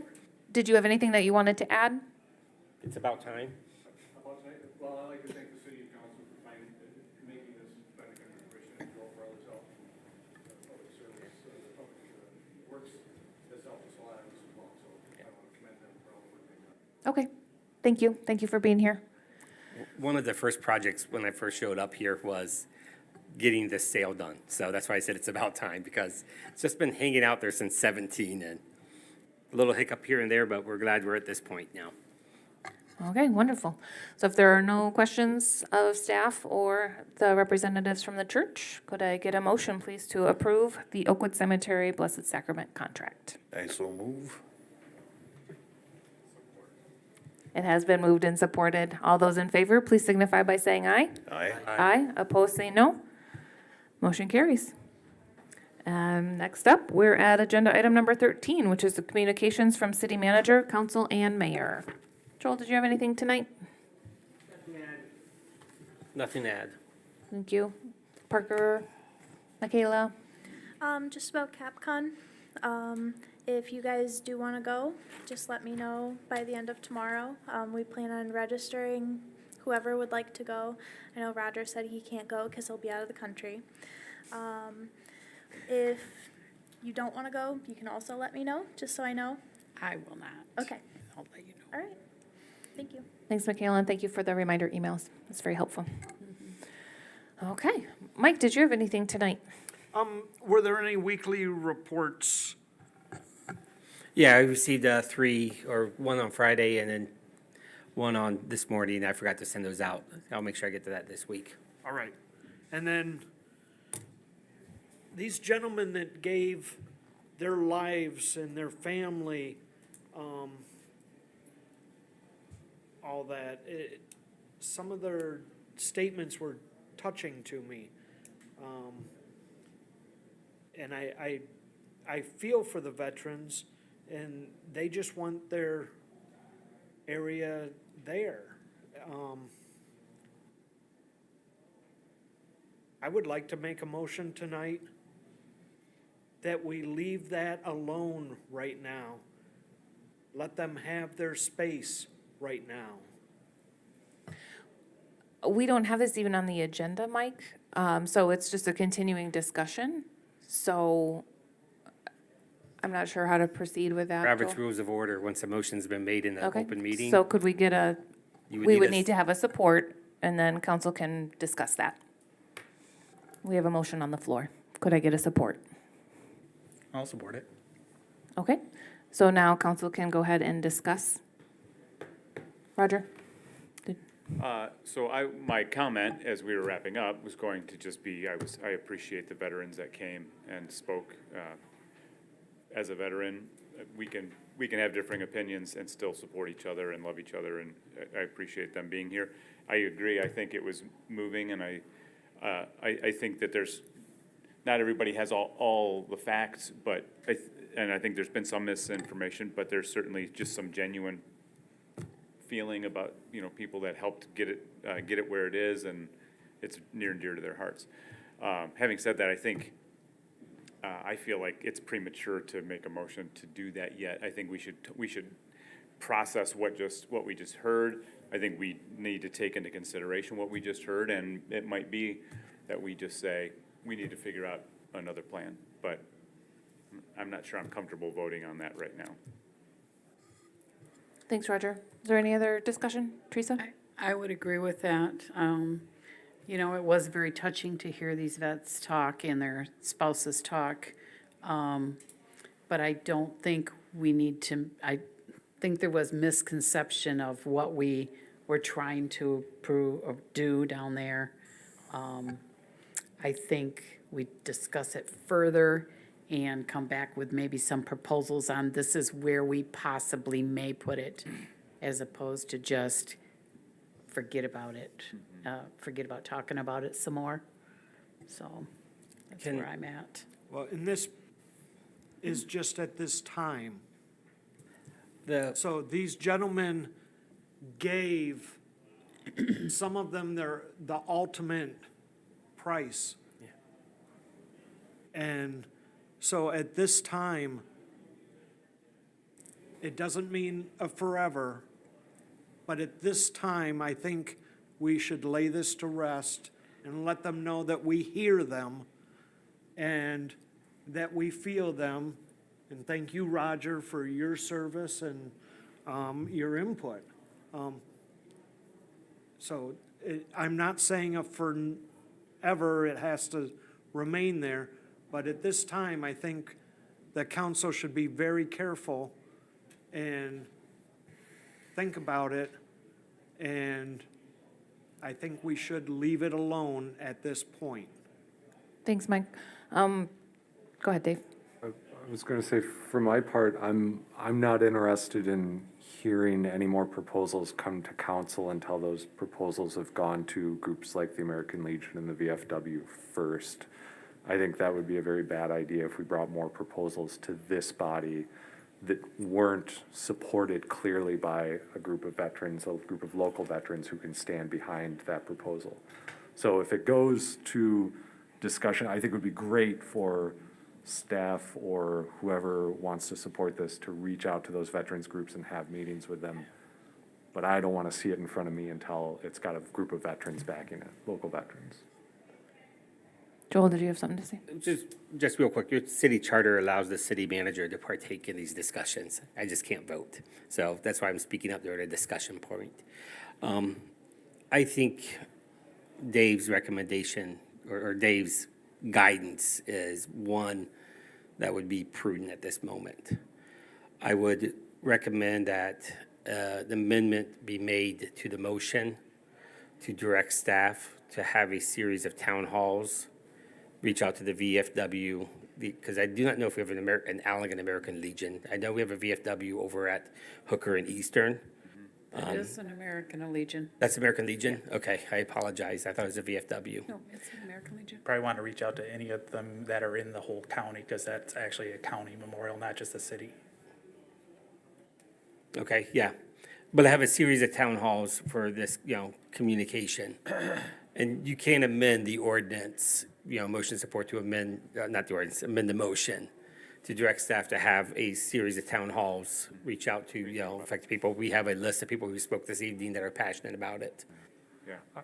I'd almost recommend either having a meeting with just those individuals that you target or going to their meetings rather than hosting your meeting and Sure. inviting them. Sure. Mike, would that be amendment you would be willing to make to your motion? I guess I can amend the motion, but I would be for, at this time, we are not planning on moving it, but if the veterans were part of the decision and they found a suitable place that they agreed on, then that would be the right thing. So I don't know how to technically put that in pretty words. That's what, Peter, did you have something? At this point, from the beginning of this, I really wasn't in support of moving it. It didn't make a lot of sense to me. It's an expense. And to be honest, it's because there needs to be a dumpster somewhere. That's the honest thing on this. It's not for anything else other than, maybe the splash pad, some people may not like it, but the majority of people I've talked to, they don't mind it being there. We just need to find a new location for the dumpster and be done with this. The dumpster should move over towards the stage area, and that's it. It was bad planning of the previous city councils to not consider dumpsters and bathrooms in the original design of that splash pad. And us to then go and say, since the previous didn't think of this, we're gonna put this dumpster here, now create a whole nother project of moving a memorial and causing community strife, it just isn't worth it for a dumpster. The dumpster just has to move. The memorial can stay, and if they ever say they wanna move it, so be it. If the veterans all get together and say, we'd really like to move it somewhere else or put in a memorial somewhere else, they can always come and propose that. If they want to be in Hanson Park or any of these other parks, that's fine. But at this point, I see no point in even furthering this discussion of moving it and wasting our time on it and wasting the city staff time on it. I'd rather just direct the staff, go find a new place for the dumpster. That's it. Okay, we do need to remember, we do have a motion with support on the floor, so we will need to get back to that. Mike, if you want to make the amendment to that motion, you're welcome to do that. Bill, did you have anything that you wanted to add? I don't like to make knee-jerk reactions compared to what's here. I mean, I don't think it's necessary to have any type of motion voting on anything at this time. It's a knee-jerk reaction. I got a group of people in here talking to you saying, this is what we want, We haven't heard another side of anything. All we have is heard these 25 people. Mike, I agree with you. That's very touching what all these people said, but there are other people out there besides these 25 people. And I think we need to hear all of them, not just these people. Okay, so at this time, we do have a motion with support. Mike, did you want to amend, or do we want to vote on that motion as presented? let's just go as, Okay, all right. Again, you're not going to vote yet. The charter allows me. My advice is you amend the motion to direct staff to engage. I wouldn't feel comfortable directing staff to engage in this Understood. conversation. I think bringing it back up to them right away is probably a poor idea. I think the best you could do is talk to them about what's the right investment to make in the monument. Not a conversation about moving it, but what's the right investment to make for the future of the monument. I don't know that we can, I don't think it's worth us digging at this scab anymore right now. It's just not gonna add value. Yeah, there did not seem to be an openness from the majority to have that conversation. And so if we're saying, if as council, we're saying we need to have the veterans buy-in, the veteran community buy-in, to move the memorial, we're not gonna get that. Yeah. I think if that was pretty clear. Okay, so let's just handle the motion that we've got on the floor. If someone else wants to make a second motion, they can do that. So we do have a motion to basically say, as for now, we're not going to be discussing this any further. Is that a good summation? For now. Okay. Do we need to have that be, that's kind of open-ended, do we, Yeah, like, what's is that for this month, or is that? this year, like, what? That's a good question. All right, so I'm just gonna bring this to a vote, guys, and then, For minutes purpose, we need the exact words that need to be recorded. So Mike, can you read exactly how your motion, to make sure we have the correct minutes? I guess I would say that at this time, we leave the monument where it is. Are the doors locked for some reason? And Just make sure someone that until the veterans decide they have a suitable place for it. So I'm not Change of- directing you to have conversation. I'm just saying we leave it alone. If you want to bring it up or have a discussion with them, you are more than able to do that. okay, Dave, or Mike, I'm gonna just need you to, like, if you could just like focus, like, what was that original motion that you made? It was to not talk about it right now, I believe was what that was. Okay. I'm asking, is that what your motion was? Yeah. Okay. Is that sufficient, Michaela? Okay. So we have that motion with support. All those in favor of the motion, please signify by saying aye. Are we, Aye. Yeah, I'm very uncomfortable voting on Yeah, this, because I'm the- not sure exactly what I'm voting on. Okay. are we allowed to offer amendments ourselves to? Yes. So I can make a motion to offer an amendment for Mike's motion. So I understand, I think, Mike, what you're going for here. You want to send a clear message that council's not interested in moving the monument at this time, that you want us to make a decision so that we're all on the record agreeing, yeah, we're not going to move the monument at this time. And I understand that, and I appreciate that. I wonder if the right motion is that council does not want an agenda item presented